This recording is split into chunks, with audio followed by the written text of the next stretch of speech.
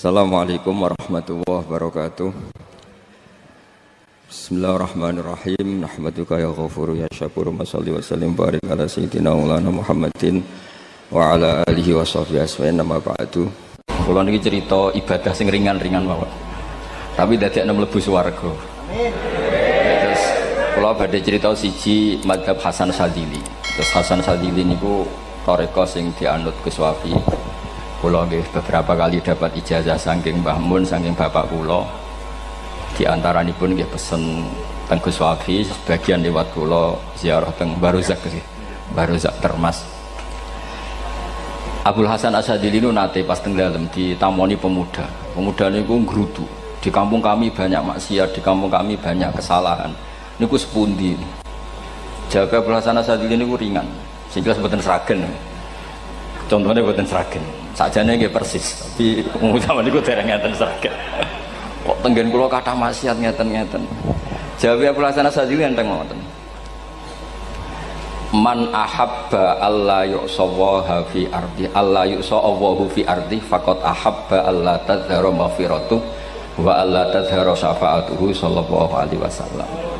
Dadi wong bayangno donya ora ana salah iku padha karo ora kepengin roh ghafure Allah Subhanahu wa taala. Mulane mazhab Syadzili paling bandel, ngurusi wong bandel paling bandel nggih mazhab Syadzili. Ngger kiai Syadzili iku ora umate macam-macam. Mulane teng Indonesia niku penak, sing keturunan putih seneng nabi, sing ireng nggih seneng nabi, sing ora keturunan nggih seneng nabi. Mulane setan ku bingung. Nyongkone sing seneng nabi keturunan putih tok, sing seneng keturunan ireng ya seneng nabi, sing ora keturunan ya seneng nabi, sing lakenan ya seneng nabi. Jadi kelompok itu kathah sangat. Ini penting kalau aturaken mergi madhab Syadzili niku pancen dados pembanding madhab Sayyid Abdul Al-Haddad. Madhab Abdul Hasan Asyadzili niku sing paling masyhur diriwayataken dening Shahibul Hikam. Mergi Ibnu Athaillah As-Sakandari muridé Abdul Abbas Al-Mursi, Abdul Abbas Al-Mursi muridé Abdul Hasan sinten Asyadzili. Niku madhab ingkang bener-bener jadi pembanding. Mergi teng bab husnudzon niku beliau itu pakar. Orang itu bisa yarjuwa hawal yaumil akhir. Orang itu bener-bener dibikin nyaman mbek Allah mbek Rasul. Misalnya ngeten, sampean sowan Allah iku kudu arep-arep disangoni. Kena arep disangoni berarti nganggep Allah iku medhit. Mulane tomak niku penting. Tapi mbek pangeran aja mbek wong, tapi mbek pangeran mbek. Dados limangka yarjuwa hawal yaumil akhir. Riyen niku zaman kula alit. Niku anggere ana santri lunga iku sangu sak umbalan. Mergo yakin kiai iku nyangoni. Lho diyakini nyangoni iku keren, berarti diyakini lomo. Lha kok yakin mlebu neraka, berarti nganggep Allah gak Rahman Rahim. Mulane yakin mlebu napa? Swarga. Mok modal urun maulid sak dina ora urun malah entuk. Terus niki rontok-rontok salah tapi muga-muga itu sepura pangeran. Nggih wau. Nak sampean bener niku sifat ghafuri Allah nganggur, nggih. Kerhane efektif ana sing salah. Mulane wonten cerita wonten tiyang teng multazam donga ya Allah kula paringi mboten nate salah. Niku jawabe pangeran fa'ina adhu ghufra. Wong ora tau salah sifat ghafur iku nganggur. Niki cerita sing sampean aja niru kula. Niki cerita ilmu. Niku mazhab Abdul Hasan apa? Asyadzili. Benten madhab Sayyid Abdul Al-Haddad itu jalure khauf. Jadi dosa gede apa cilik? Ora ana gede ora ana cilik. Kowe aja delok sing mbok dosani, aja delok dosane tapi delok sing mbok dosani iku sapa. Misale Gus Wafi ngutus santri teng mriki, "Cung, tukokno rokok." Rokok itu barang makruh misal. Mestinya kan santri oleh bantah, niki kiai ku piye to barang makruh kok kon nuku. Tapi masalahnya arah dituruti ya gelo tenan. Jadi aja delok kongkonane iku penting ra penting, tapi mukhalafah iku sababul fir. Misalnya kados kula niki teng mriki kan wonten botol minuman. Cung pindah rene itu kan barang sepele. Terus sampean takok urgensinya apa ya harus dipindah. Iku santri mangkelno to. Ya dipindah wae pokoke penting nu. Menurut itu cara pandang Sayyid Abdul Al-Haddad. Ki aja geman bantah pangeran senajan to perintahe sepele. Piye-piye mukhalafah ngono iku jenenge Nah cara Abdul Hasan Asyadzili nggih boten barang gede mbek cilik kudu ana bedane. Wong ana kabair ana saghair. Mosok WA janda beda mbek goncekno ya kudu beda. Wong WA tok kok padha mbek napa? goncekno iku kudu beda, kudu ana sawair, kudu ana napa? Kabair. Tapi cara Sayyid Abdul Haddad mboten delok sing mbok maksiati iku sapa. Sehingga khazanah kita niki penuh dengan ilmu. Mulane terus wonten bab ijtihad. Ijtihad niku ruangannya luas sekali. Ya kula bolak-balik nyontokno. Kula sakniki kan jare wong akeh kiai gedhe. Jare wong akeh kula niku kiai gedhe. Nek diundang manakipan tangga yo bingung. Ora teko sawane kiai gedhe sombong, diundang wong cilik ora teko. Teko iku mahjubno kiai sing ora tau pahayu. Kuwi bingung. Nyatane kula ora teko nggih do matur nuwun Gus. Athok kula mboten lakon. Nah kula teko kan mesti ordere teng kula mboten. Cara sing tok pitik gedhe nggih kula, salam templek gedhe nggih kula.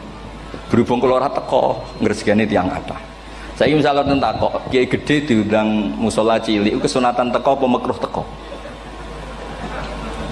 Cara ijtihad, cara sampean makruh teko napa kesunat? Kula misale diundang ning Sragen ning musala Penceng. Kula niku sunat teko napa haram teko? Haram ya bener lagi haram ya. Setuju haram. Mergo mahjubno ya haram setuju itu ijtihad. Ijtihad itu ranahnya itu karena nggak bisa ditebak. Ijtihad itu nggak bisa ditebak.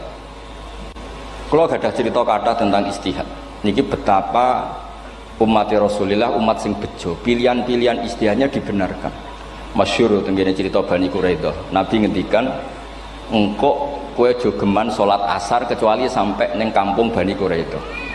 Ternyata kurang 2 kilo atau 3 kilo matahari itu mau terbenam. Sebagian sahabat sholat sebelum sampai Bani Quraidah karena takut sampai Bani Quraidah sudah kodok napa asar. Sebagian tetap sholat di Bani Quraidah meskipun sudah kodok asar. Ketika lapor Nabi semuanya dibenarkan. Semenjak itu ada pintu sing darani pintu napa ijtihad. Mengenai kalau bolak-balik cerita, wonten kiai nak tangkok, cung kowe ngaji mek sapa? Ngaji kalian tiang niki. Kiaimu tahu nangis mboten? Lereni ngaji mek kiai ra iso nangis, berarti atine atos. Nak Abdul Hasan Asadi takok, cung kowe ngaji mek kiai sapa? Kiai fulan. Tahu guyu mboten nate, lereni kiai ra iso syukur mbok jeni. Kiai ra iso syukur kok mbok jeni. Karena itu masalah ijtihad. Nggih masalah napa? Ijtihad. Ijtihad itu polanya enggak jelas. Wonten kiai ora gelem mulang wedok nggih kathah, alasane wedi fitnah. Wong pancen iman pas-pasan mawon nek wong ayu ya bingung. Tapi nak diwalik, nak kiai ora gelem mulang wong wedok, terus sing mulang wong fasik, to aliran sesat iku ya repot. Kowe ngrasa paling gak sesat. Ya sudah seperti itu masalah-masalah apa? Ijtihad. Nah, kalau tak cerita saat ini balik cerita tentang Burda. Burda itu nak ngelem Kanjeng Nabi. Niku pancen diilmoni tenan. Kalau niku Burda berjanji tiba niku setengah hafal. Pancen riyen mbah kula buyut-buyut kula niku pesene ken hafal tiba, hafal berjanji, hafal Burda. Wis mboten ngengken ngapal loh, tapi karena sering baca akhirnya hafal. Kalau beri beberapa contoh, ngelem niku nak mboten diilmoni itu kualitasnya tidak bagus. Tapi kalau diilmoni itu kualitasnya bagus. Kalau beri contoh begini. Saya itu kalau pidato atau khutbah atau ngaji, apalah terserah istilah jenengan atau ceramah. Biasanya kalau seneng istilah ngaji, niku mesti ikuti sing gampang mawon. Wa ala alihi wa sahbi ajmain. Ajmain itu kalimatun fariqah bainana wa bainasyiah. Fa innana nukrimu jami'as sahabat. Ajmain itu kalimatun fariqah, kalimat pembeda. Kita ahli sunnah wal jamaah akramu jami'as sahabat. Ada kelompok sing akramu sahabian wa ahanu sahabian akhir. Sehingga ajmain itu harus kita baca. Itu karena itu kalimatun fariqah, kalimat pembeda. Kata-katanya hanya ajmain. Begitu juga berjanji. Berjanji itu nak ngelem Nabi niku wa ba'du fa'aqul wa Muhammad bin Abdullah bin Abdul Muttalib wasmuhu Syaibatul Hamdi Humitat Hisaluhus Saniyah. Karena ketika Rasulullah memaklumatkan jadi Nabi itu problemnya itu nasabnya siapa? Orang-orang yang di Palestina, di Israel, di Yordan, di Syam kalau dulu itu alamatnya Nabi itu harus turunan Ibrahim. Ibrahim sementara orang Syam menurut pengetahuan orang-orang Yahudi Syam. Maka saya berjanji menunjukkan dulu kalau nasabnya Muhammad itu ini. Terus sampai warafuhu ilal khalili Ibrahimah. Terus ila dzabih Ismailan isbatu wa mun tamah. Terus setelah itu terus beliau ngendikan wa adnanu bila raibin inda dzabil ulumin sabiyah ila dzabihi ismail nisbatu wa mun tamam. Terus ketika berjanji di Karang itu sudah ada faham-faham yang seakan-akan babahnya Nabi itu ada masalah. Terus beliau ngendikan ini Syaibatul Hamdi, Sayyid Abdul Muthalib itu orang yang ketika buka Ka'bah, buka Zamzam, saurip-uripe muji pangeran. Terus banyak lagi wasumi'a fi sulbihin Nabi sallallahu alaihi wasallam dzakarallaha ta'ala walab. Mbah yang ini bahkan dengar ketika Nabi masih di punggungnya membaca tasbih.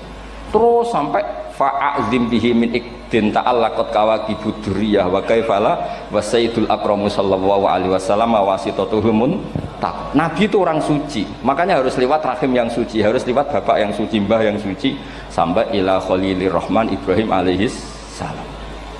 Makanya terus dinagumkan nasabun tahsibul ula bikhulau, terus tarokus sifaha falam yusibhum aruhu min adami wa ila abihi wa ummihi. Karena kabeh sonal ismihi, semuanya itu untuk menjaga asmane Nabi Muhammad sallallahu alaihi wasallam. Kemudian Burda membentuk itu dalam bentuk nazuman. Misalnya beliau ngendikan Rasulullah itu mutiara. Jadi ketika dakwah berpola ya baik, ketika tidak berpola juga baik. Beliau cara muji Nabi faddurru yazdadu husnan wa huwa muntazimun. Namanya mutiara ketika diuntai pasti sangat indah. Tapi terus-terusannya itu wale sayang kusu qadran ghairu muntazimi. Tapi namanya mutiara, mbok berserakan pun tetap indah. Jadi unik. Berarti ketika beliau uji Nabi dakwah tertib pernah. Sholat tuh harus begini, harus begini, harus begini. Beliau sholatnya tuh makninah tertib. Tapi Nabi pernah sholat gak tertib. Duhur tuh 2 rakaat. Mana anak kiai rodok lalinan itu ya anak sana tuh. Duhur itu 2 rakaat. Tapi barokahnya Nabi duhur 2 rakaat diketahui cara sholat kalau salah itu gimana.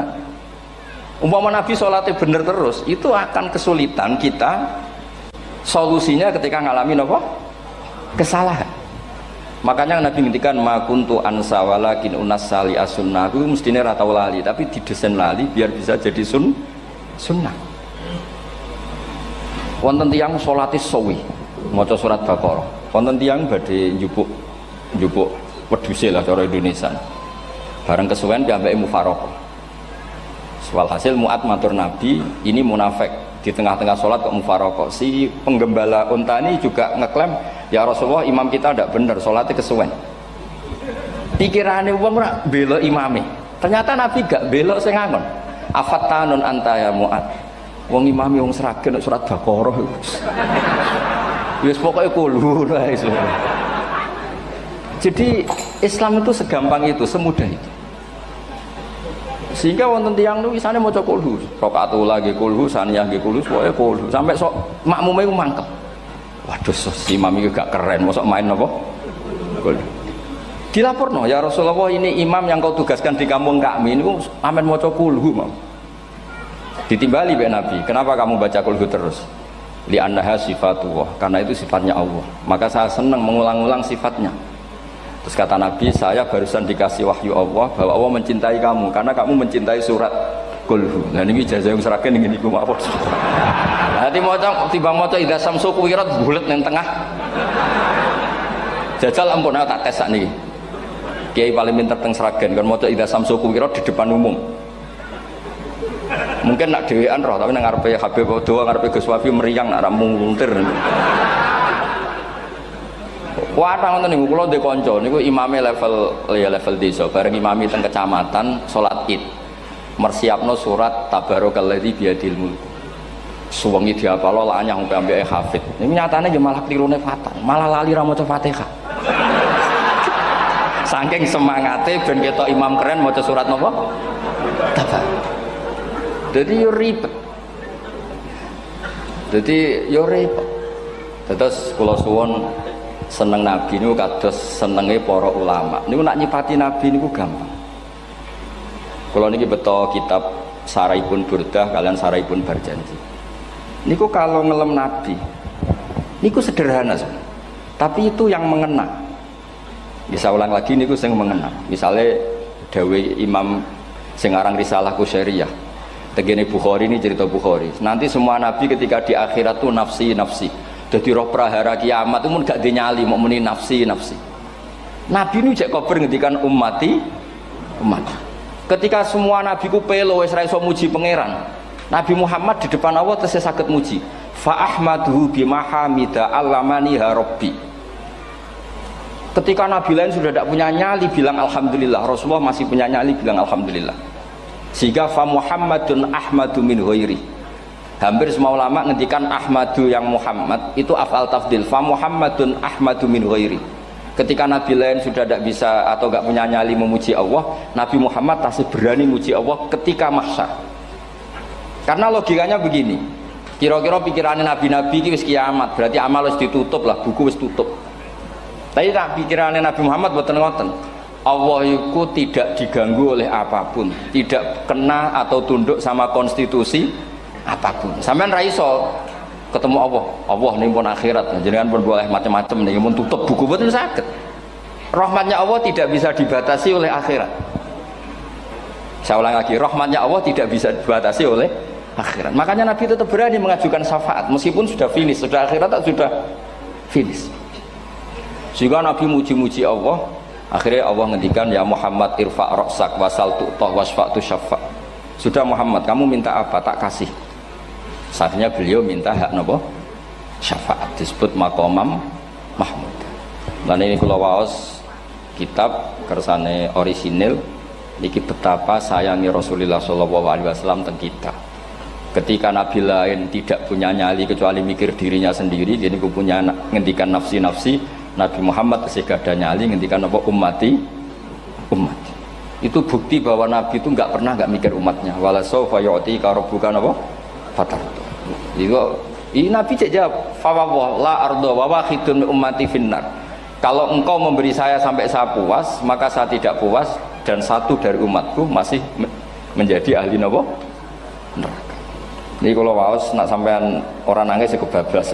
Ini cerita betapa Rasulullah Shallallahu Alaihi Wasallam. Niki jarang tiang maos niki kalau waos kersane tambah mahabbat dengan Rasulullah Shallallahu Alaihi Wasallam. Dados niki kalau cerita ketika Rasulullah ketemu pangeran teng Sidratil Muntaha, niku diredaksekno burdah, nggih diredaksekno burdah, fakhusta kulla fakharin ghaira mustarakin. Engkau mendapat kehormatan yang tidak tersaingi. Fakhusta kulla fakharin ghaira mustarakin. Jadi engkau mendapat kehormatan yang tidak akan tersaingi. Wajusta kulla maqamin ghaira mustahami. Atau wakhusta kulla maqamin ghaira mustahami. Dan engkau mendapat satu derajat yang enggak mungkin tersaingi. Mustaham itu enggak tersaingi lah. Walhasil ternyata derajat itu apa? Gini ku ketika Rasulullah ketemu Allah Ta'ala teng Sidratil Muntaha, niku Sayyidah Aisyah radhiyallahu anha tangklet, ya Rasulullah, mal ladzi auha ilaika rabbuk idz qala fa auha ila abdihi ma auha. Qala ya Aisyah aturidina anta alami ma la ya'lamuhu Jibril wala Mikail wala nabiyyun mursalun wala malakun muqarrabun. Nggih, Aisyah, bagaimana mungkin kamu tanya sesuatu yang bahkan Jibril itu tidak tahu, Mikail itu tidak tahu, dan semua malaikat yang dekat maupun nabi yang jadi rasul semuanya tidak tahu hubungan saya, kedekatan saya dengan Allah membicarakan apa. Niku sing dimaksud burdah kaima tafuza biwaslin ayya mustatarin, wonten sing maca ayyi mustatarin anil uyuni wasirrin ayya muktatamin. Jadi nabi ketika ketemu Allah di Sidratil Muntaha itu ada misteri yang hanya nabi yang tahu. Nabi niki ibu-ibu harus bangga, Sayyidah Aisyah jenenge bojo wani tanglet. Ambek nabi itu sing ngeles. Itu rahasia yang Jibril saja tidak tahu, Mikail saja tidak tahu, masa kamu tanya? Niki khase wong putri ini. Ya Aisyah, as'aluka bi Abi Bakrin ila ma'alam tani. Gimana cara Jawa tak kadakno mertuamu nak gak gelem cerita. Terus kunane kuno niku nggih wong wedok niku saged ngancam niku. Dadi kamane wis ngancam. Aku lapor bapakku, aku digo mulai sampean rati bojo kabare. Ya rada ribet jenengan ngadepi wong wedok niku rada ribet.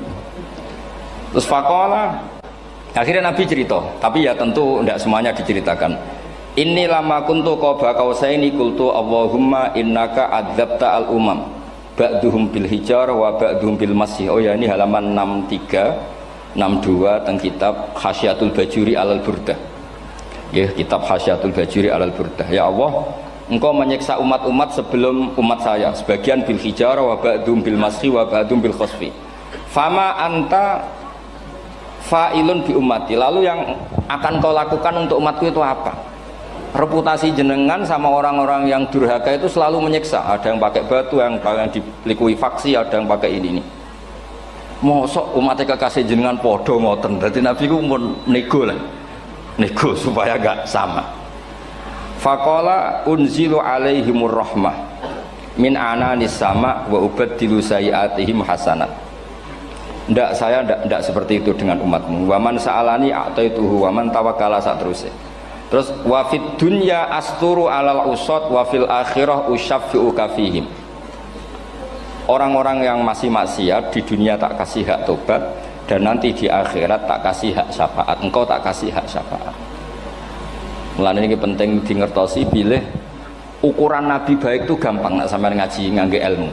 Syafaati li ahlil kabair min ummati. Sok syafaatku kanggo ngomong sing salah akeh. Wong Nabi ku ora melok dosa kok mikir nyafaati. Nek rapi-apike wong ora mungkin. Wong sing dosa iku sampean, sing salah sampean, sing mikir solusine Kanjeng. Nah, lho wong kok apikane ngono iku gak mungkin ta wong. Wong sing salah iku sampean, sing diutang yang sampean, sing kasus iku sampean, sing mikir Kanjeng.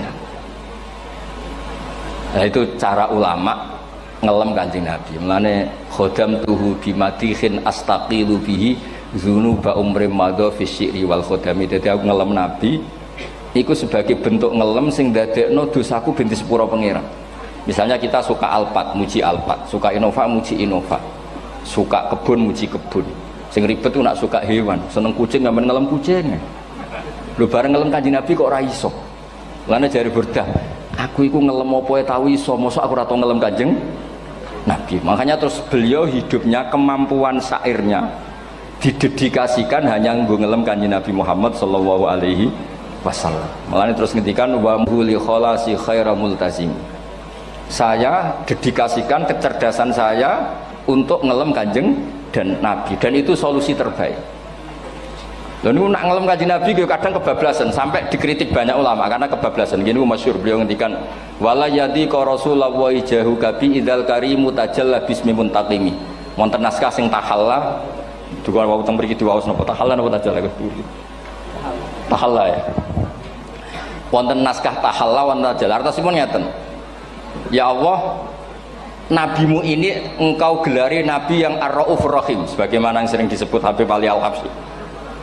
Jika nabimu itu ar-raufur rahim, maka ketika engkau mau menyiksa saya dengan atas nama engkau al-muntaqim, zat yang tukang nyiksa, yang menyiksa, maka gelar engkau kepada nabi yang ar-raufur rahim itu kamu kemanakan? Jenengan kudu konsisten, terus kadung ngarani nabi ini jenengan raufur rahim. Maka sifat jenengan yang muntakim jangan pakai dulu, karena saya ini umatnya Nabi yang kamu beri gelar Raufur Rahim. Paham tuh jenengan? Maksudnya ya ojo sido nyiksa wong kadung mbok arani Raufur Rahim. Dadi wala yadi ka rasulullahi jahu kabi idzal karimu tajalla ta tahalla bismimun takim. Terus sing aran Burdah jenenge Muhammad. Allah kadung janji wong sing jenenge Muhammad ora bakal disiksa. Sebetulnya maknanya ya Muhammad Sayyidul Anbiya nih. Tapi ketika ono panggilan Muhammad ke depan, Muhammad gak boleh disiksa. Jeneng kula nggih Muhammad. Terus Burdah nu saking yakine ngendikan fa innali zimmatan minhu bi tasmiyati Muhammadan wa huwa afal khalqi biz zimman. Gusti jenengan kudu eling nami kula niku Muhammad. Wong sing jenenge Muhammad ora oleh disiksa. Padahal maksudnya ora oleh disiksa kan Kanjeng Nabi Muhammad, tapi biabake namine Muhammad. Terus ngendikan malih in ati dzamban fama ahdi bimun taqidi minan nabi wala habli bimun sorim. Gusti kula pun iman mbek jenengan. Iman itu nilainya tertinggi. Jenenge iman nilai tertinggi, maka iman nggak bisa dibatalkan hanya karena saya salah. Berarti pangeran kok diruwayu dipeksa kudu ngakoni nek dene umat Rasulullah sallallahu alaihi wasallam dan in ati lamun nekane ingsun dzamban ing dosa. Fama ahdi bimuntaqidin, maka perjanjian saya dengan engkau tidak boleh dibatalkan. Itu termasuk hebatnya umat Rasulullah sallallahu alaihi wasallam, apapun salahnya niku tetap diakoni umat Rasulullah sallallahu alaihi wasallam. Mergo termasuk kelebihan Nabi nu gak ada hak napa? Syafaat. Nggih eling-eling termasuk kelebihan Nabi uga ada hak napa syafaat. Meskipun kita tetap khawatir jenenge dosa nggih istighfar, tapi aja dadi putus asa mergo napa in anti dzamban fama ahdi bimuntaqidi minan nabiyyi wala habli bimun sharim. Terus niku cerita-cerita madhe ulama teng Rasulullah sallallahu alaihi wasallam. Mereka milih kata-kata sing wong apik eling terus. Nggih eling terus. Wau kados wau fadurru yasdatu husnan wa wa muntazimu walaysa yang kusu qadron hiramun. Jadi dulu tuh pernah ada faham-faham sing cara zahiri hadis iku abai nabi itu seperti ini cara zahiri hadis. Tapi ahli sunnah wal jamaah terus di pendapat bapak nabi iku min ahlil jannah. Mergo apa? Wa kaifala wa sayyidul akramu sallallahu alaihi wasallam wasitatul muntaqah. Nabi itu orang suci, pasti lewat rahim-rahim yang suci. Minal aslabi thahira ilal arhamiz zakiyatil fakhira. Itu logika yang dibangun. Sehingga terus mantep baru kayak wau mau sedibak mau berjanji kiyakan wong Islam an-nabi min abihi wa ila jaddi sampai Adam niku kabeh tarokus sifaha falam yusibhum aruhu min adami wa ila abihi wa ummi. Begitu juga masalah iman. Soal misalnya ada pertanyaan ilmiah, lalu Ibrahim gimana? Karena nanya Azar itu kafir. Zaman ada Nur Rasulullah sallallahu alaihi wasallam, Azar belum kafir. Setelah intikal ke Ibrahim baru Azar kafir. Atau ada yang menjawab istilah abun di situ itu majaz. Sebetulnya Azar bukan bapak kandung tapi apa?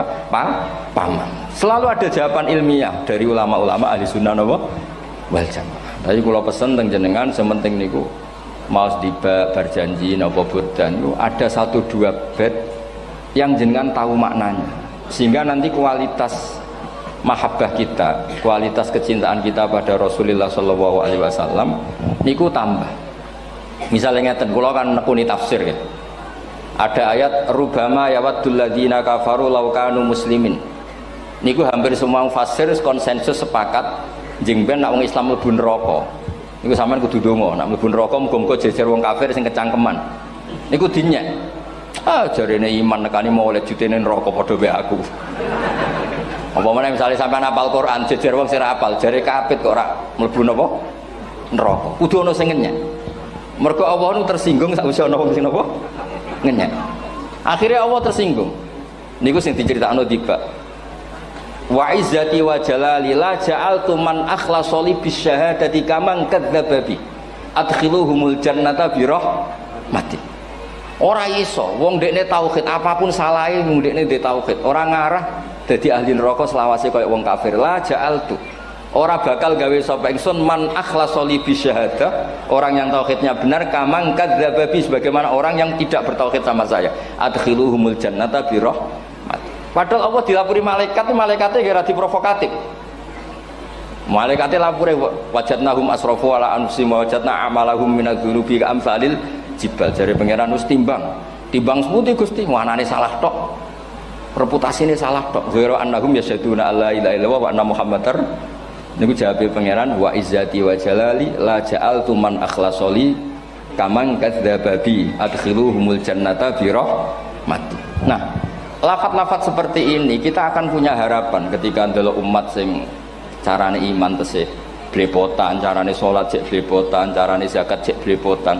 Kita selalu punya harapan barokahnya iman, barokahnya mahabbah ning Rasulullah sallallahu alaihi wasallam, mereka tambah hari tambah baik. Jangan beragama yang tidak punya harapan, karena agama ini bagi yang punya harapan. Dimangka yarjuwa wal yaumal akhir, bukan yang tidak punya harapan.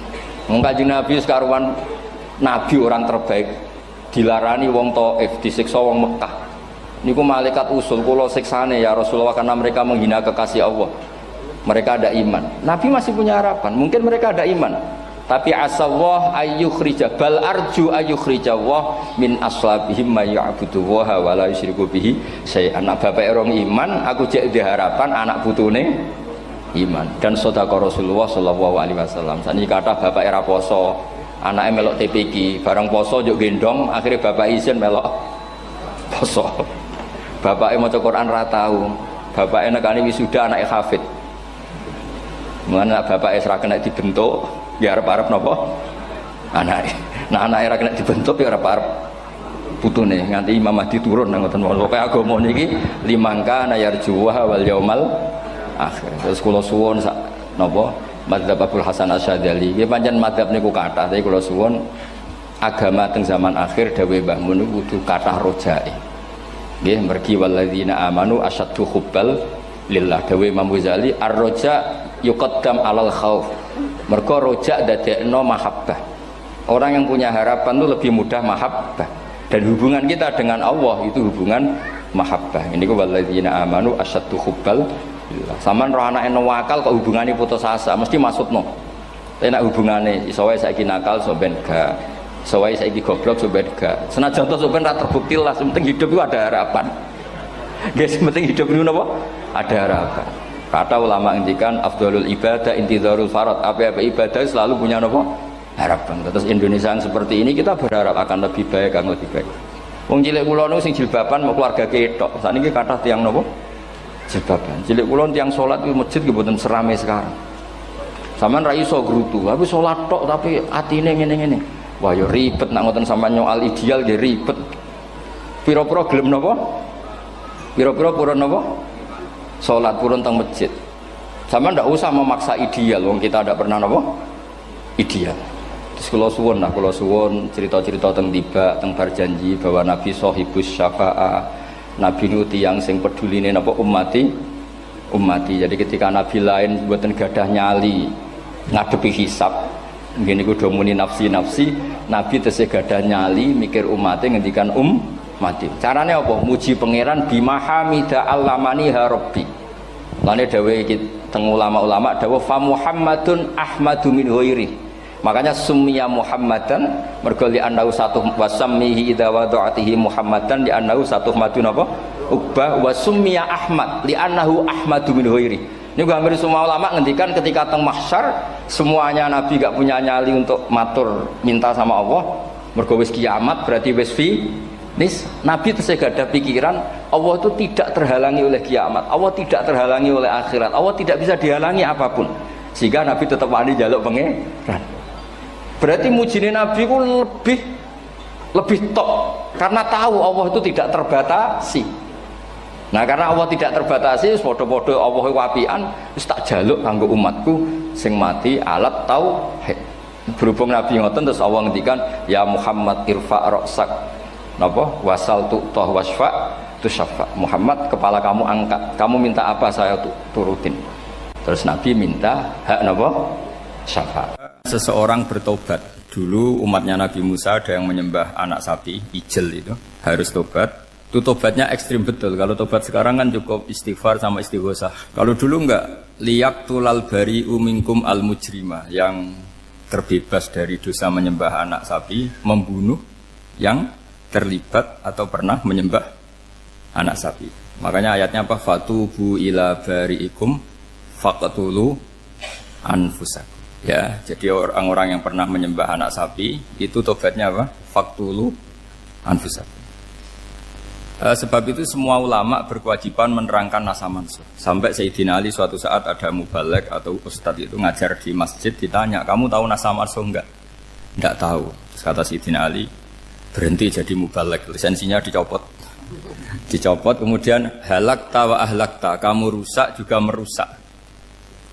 Kenapa demikian? Logikanya begini, semua nabi itu kan panutan. Saya ulang lagi ya, semua nabi itu panutan. Tapi kalau kamu tidak tahu nasaman, so jangan-jangan kamu ikut nabi sebelum kamu, yang nasahnya itu syariatnya sudah apa? Mansukhoh, sudah di nasah. Itu kayak kasus Sunda Wiwitan ini. Itu gak mau punya Nabi Muhammad karena kurang keren, kurang sepuh. Nabinya langsung Nabi Adam. Resikonya adalah beberapa aliran sesat itu, aliran yang kurang benar itu, zaman Nabi Adam kawinan otomatis sama saudaranya. Lalu masa sekarang kita membolehkan kawin sama apa? Kalau sama Nabi Adam mau tidak mau. Karena yang cowoknya ya bin Adam, putrinya binti Adam. Lalu Allah bikin satu sunnah yang suami istri itu harus beda, yaitu satu kandungan itu melahirkan satu pasang. Dan mulai dulu memang pasangannya orang jelek itu orang cantik, Makanya agak sial itu yang perempuan-perempuan itu. Memang mulai dulu gitu kalau cantik itu kesunatannya dapat jelek. Gitu. Nanti sama-sama masuk surga karena yang cowoknya ibadahnya syukur, yang ceweknya sabar. Itu nanti sama-sama. Nah kebetulan si Qabil itu ganteng sekali Qabil. Berpasangan dengan Labuda itu jelek gembrot, pokoknya tidak cantik. Enggak lah, kebalik. Qabil itu berpasangan sama Iklimah. Jadi Qabil ganteng, punya adik kandung namanya Iklimah itu cantik sekali. Yang Habil itu rapati apa? Berarti yang Habil apa? Ya dapati ganteng, berbarengan dengan Labuda juga dapati cantik. Nah karena tadi ya berarti Qabil bareng siapa? Iklimah, Habil, Labuda. Maka untuk kawin ini nggak boleh satu kandungan. Jadi dulu karena nggak ada perbedaan ibu bapak, mau tidak mau beda. Yang penting beda. Yaitu akhirnya apa? Qabil dapat Labuda, yang Habil dapat Iklimah karena beda kandungan. Itu sudah cukup. Nah, akhirnya kan nggak terima si Qabil. Masa orang ganteng dapat orang jelek. Jadi mulai dulu itu maunya orang ganteng ya dapat orang cantik, nggak terima. Tapi Allah ngatur seperti itu. Akhirnya terjadi percekcokan. Nah, dulu itu semuanya itu religius, sehingga ukuran percekcokannya masih religi, yaitu ya gini saja, kita ngadakan kurban, yang diterima itu ya menang. Ya ternyata dalam kompetisi itu yang menang siapa? Habil. Akhirnya Habil jadi menikahi siapa? Iklimah. Kalau sekarang kompetisinya kan siapa paling kaya ya menang, lebih gampang. Nah kemudian bayangkan misalnya, ya saya ini menerangkan asa mansuh. Kita semua sering ngomong, sering berkoar-koar, sering menyarankan atau mewajibkan para nabi itu panutan dalam semua perilakunya. Ternyata ada beberapa perilaku yang sudah dinasakh atau dihapus ketentuannya oleh syariatnya Rasulullah Shallallahu Alaihi Wasallam. Maka mengenali asa mansuh itu keharusan dalam ulumul Quran. Ya, makanya Allah mengatakan apa? Manansakh min ayatin aw nunsiha pasti na'ti bi khairim minha aw misli. Jadi saya nerangkan nasah masuk itu dua sesi. Satu sesi antar nabi, dua di internal syariatnya apa? Nah, sekali saja hari ini tok, sudah setelah itu anggap pinter sudah. Kalau sudah jangan tanya lagi. Nah, ada beberapa lagi syariat yang masalah metode. Dulu Nabi Nuh itu dibolehkan oleh Allah saking mangkelnya sama orang kafir. Saya ulang lagi, orang kafir itu kan biadab sekali, nempat buminya Allah, makan rezekinya Allah, kemudian mengkafirkan Allah. Pikirannya Nabi Nuh, orang biadab gini nggak layak hidup, itu pikirannya Nabi Nuh. Kalau dia pakai militer, tidak punya militer, ya pakai langit akhirnya. Pakai kekuatan langit, beliau berdoa, Rabbi la tazar alal ardi minal kafirina dayyar. Innaka intazarhum yudillu ibadaka wala yalidu illa fajirong kafar. Ya Allah, mereka ini orang-orang kafir, padahal pakai bumi engkau, pakai rezeki engkau, matikan semua saja. Jangan sisakan satupun. Karena kalau masih sisa, nanti anak turunnya ya gitu. Gennya gendo ya pasti melahirkan gendo. Gen, wala yalidu illa fajirong kafar. Kalau kamu sisakan pasti melahirkan generasi gendo lagi, kafir lagi. Dituruti sama Allah.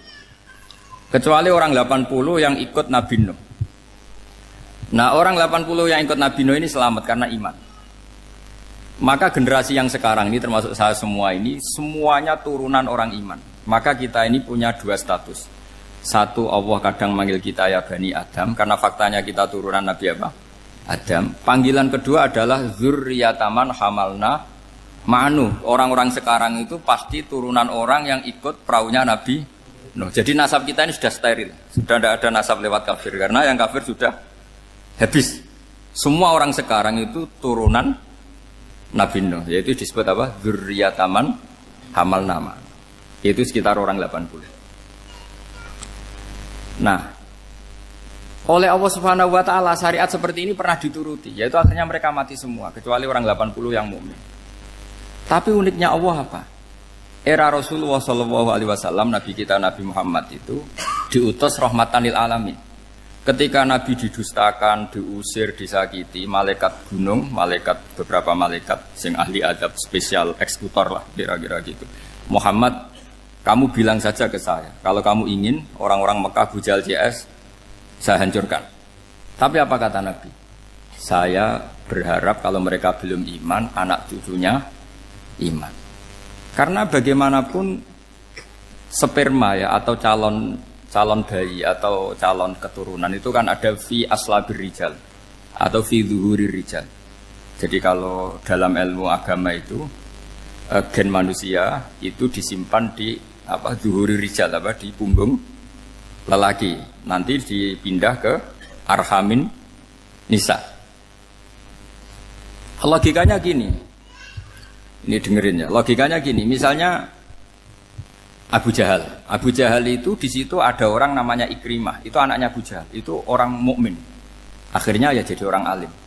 Abu Lahab itu di rahimnya di punggungnya ada perempuan namanya Darroh. Akhirnya juga orang mukminah. Saya berikan contoh. Khalid bin Walid itu anaknya Walid. Walid itu musuh besarnya Rasulullah. Tapi di punggungnya ada orang bernama Khalid. Ini dengerin. Nah di punggung ini kira-kira Allah sudah tahu apa belum? Jawabannya sudah tahu.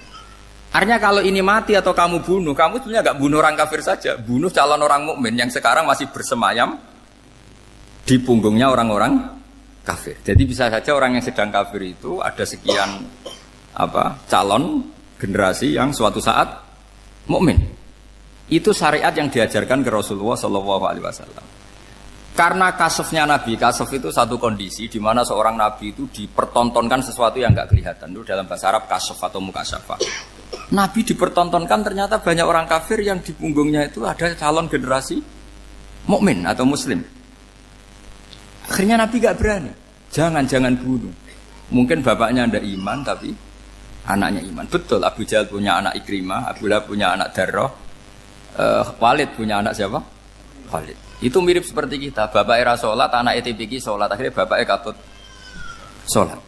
Banyak nggak di Indonesia, bapaknya tidak bisa baca Quran, anaknya hafid. Nah, itu kalau bapaknya kamu habis, tidak ada yang meselin. Makanya biarkan hidup saja.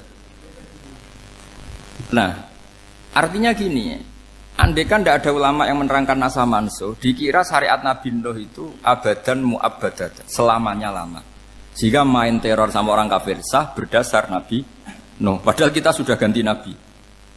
Yaitu syariatnya Rasulullah SAW masyhur itu ketika Nabi ngendikan, saya tidak minta mereka dihukum, tapi ya Allah saya minta Allah mahdi qaumi fa innahum la ya'lamun. Mereka kafir itu karena tidak tahu. Sehingga ada periode. Loh kalau perang itu beda, perang itu konteksnya duel, itu tidak harus sama Abu Jahal, Abu Lahab. Ada penjahat mau bunuh kamu wajib perang enggak? Wajib. Penjahatnya meskipun muslim apa harus kafir? Meskipun muslim.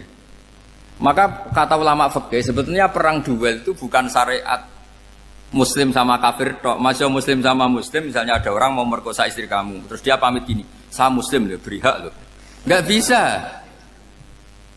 Saya penjahat loh, muslim, jadi kamu enggak boleh merangin saya, ngelawan saya kan muslim.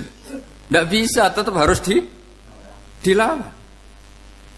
Makanya kata ulama-ulama fikih, pertarungan sama musuh itu tidak harus sama orang kafir. Orang muslim pun yang mengganggu kehormatan kita, misalnya mau merkosa istri Anda, itu harus dilawan. Makanya Nabi ngendikan mangkutilah duna mali fahuwa syahid, mangkutilah duna harimi fahuwa syahid. Orang yang mati karena membela kehormatan keluarganya atau hartanya, maka dia mati syahid. Dan penjahat yang mati ini muhaddarun damu, diabaikan sehingga enggak kena kisos, pembunuhnya enggak kena.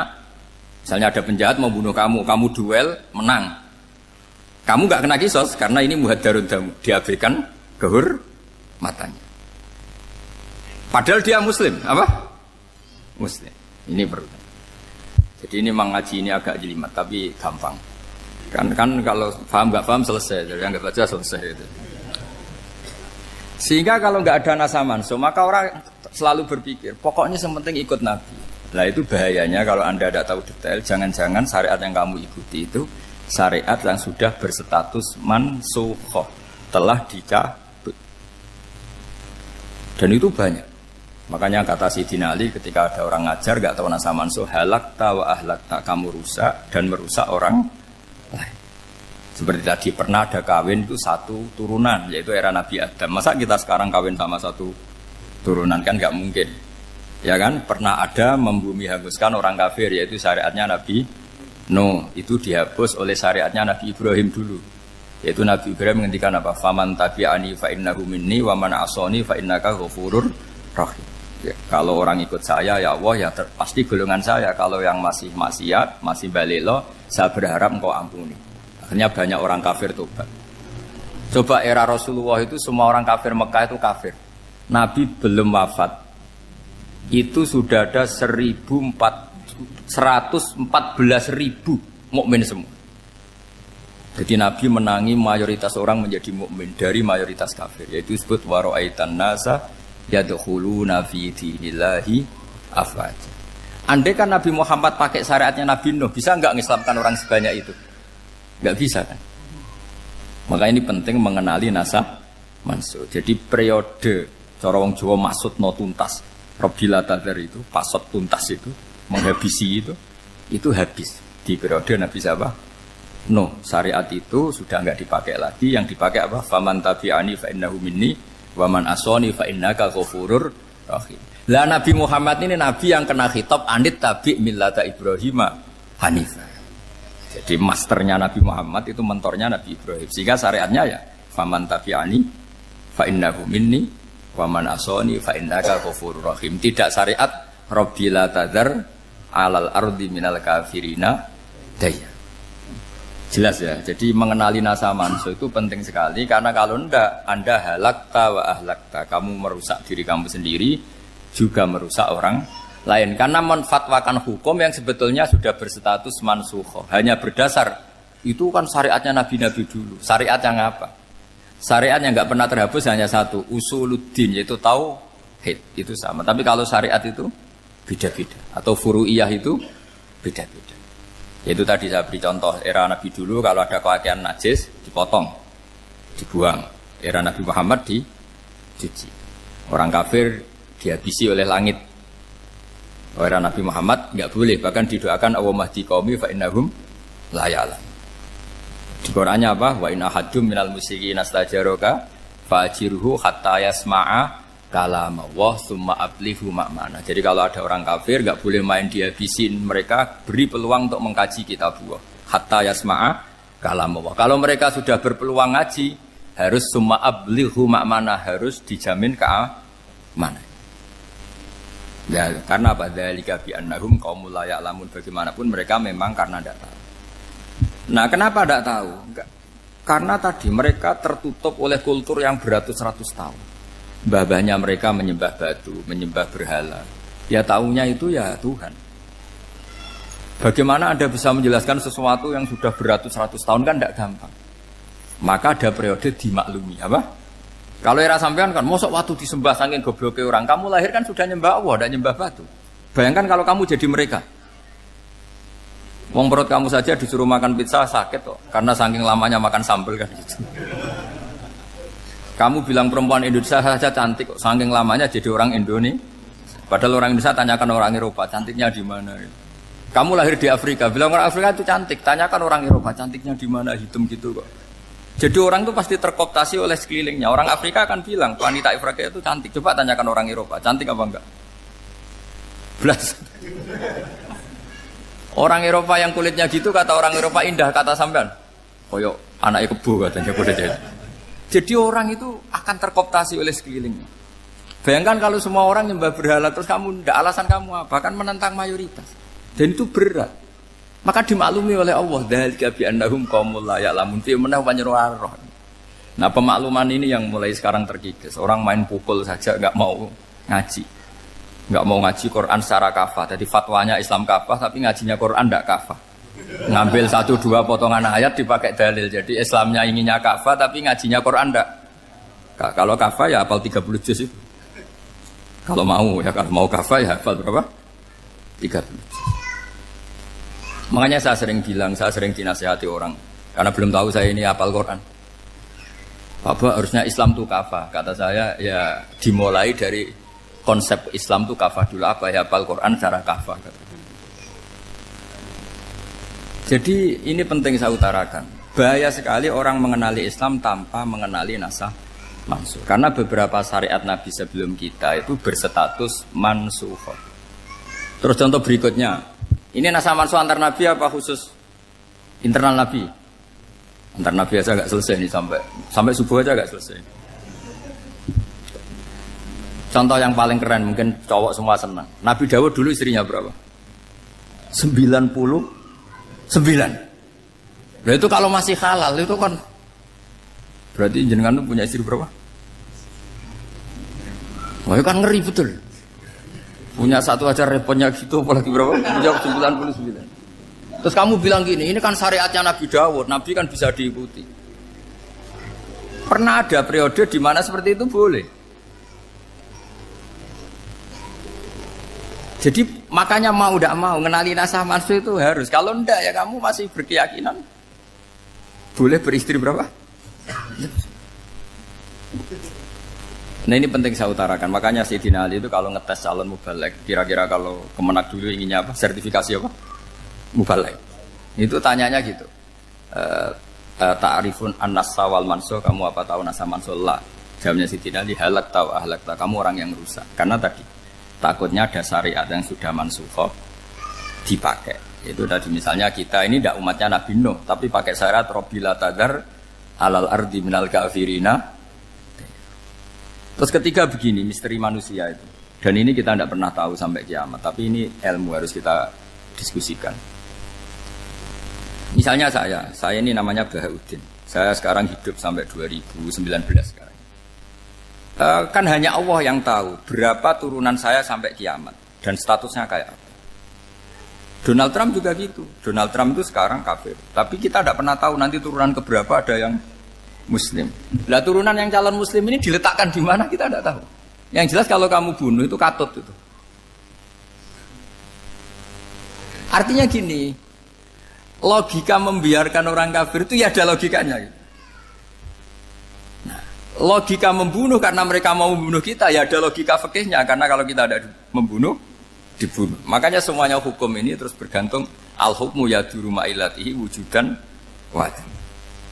Di sini terus dipertemukan. Makanya semua nabi itu kalau yang namanya membunuh pasti pas perang saja, karena ini kondisi yang memang pilihannya hanya dua, kalau nggak dibunuh ya membunuh. Ada duel lah. Maka ini butuh kajian fikih dan orang nggak boleh subjektif dalam hal ini. Saya ulang lagi, tidak boleh subjektif. Karena tadi, orang yang kamu katakan sekarang misalnya Zaid, kamu itu bodoh sekali. Kenapa bodoh? Tidak hafal Quran, nggak pernah kuliah, nggak pernah ngaji.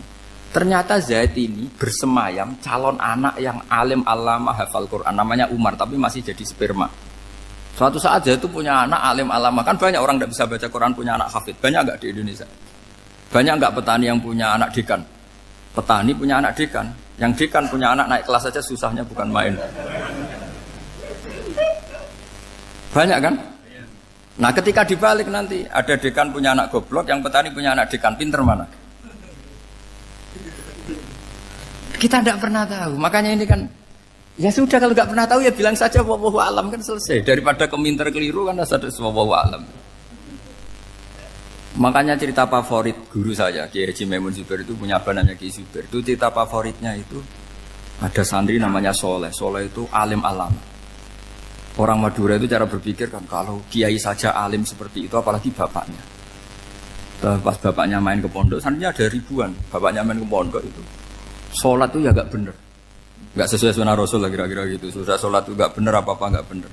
Masih ditakwil sama santri Madura, karena orang Madura itu kultus. Mungkin khilaf itu satu khusus, pokoknya perlakuan khusus. Suatu saat saking bodohnya orang itu, kenceng tuh pinggir musola. Wah ini nggak bisa ditakwil lagi, akhirnya nggak bisa ditakwil tuh nggak. Wah ini sudah nggak bener ini, nggak bener. Singkat cerita santri tadi nggak kuat matur ke kiainya, Pak Yai, jenengan sealim itu kok bapaknya segoblok itu. Kenapa? Ya, dia kenceng pinggir musola. Oh bapak saya itu pinter sekali. Kok bisa? Karena beliau yang memutuskan saya mondok sampai saya jadi alim alama seperti ini. Yang bodoh itu mbah saya. Yang bodoh itu mbah saya.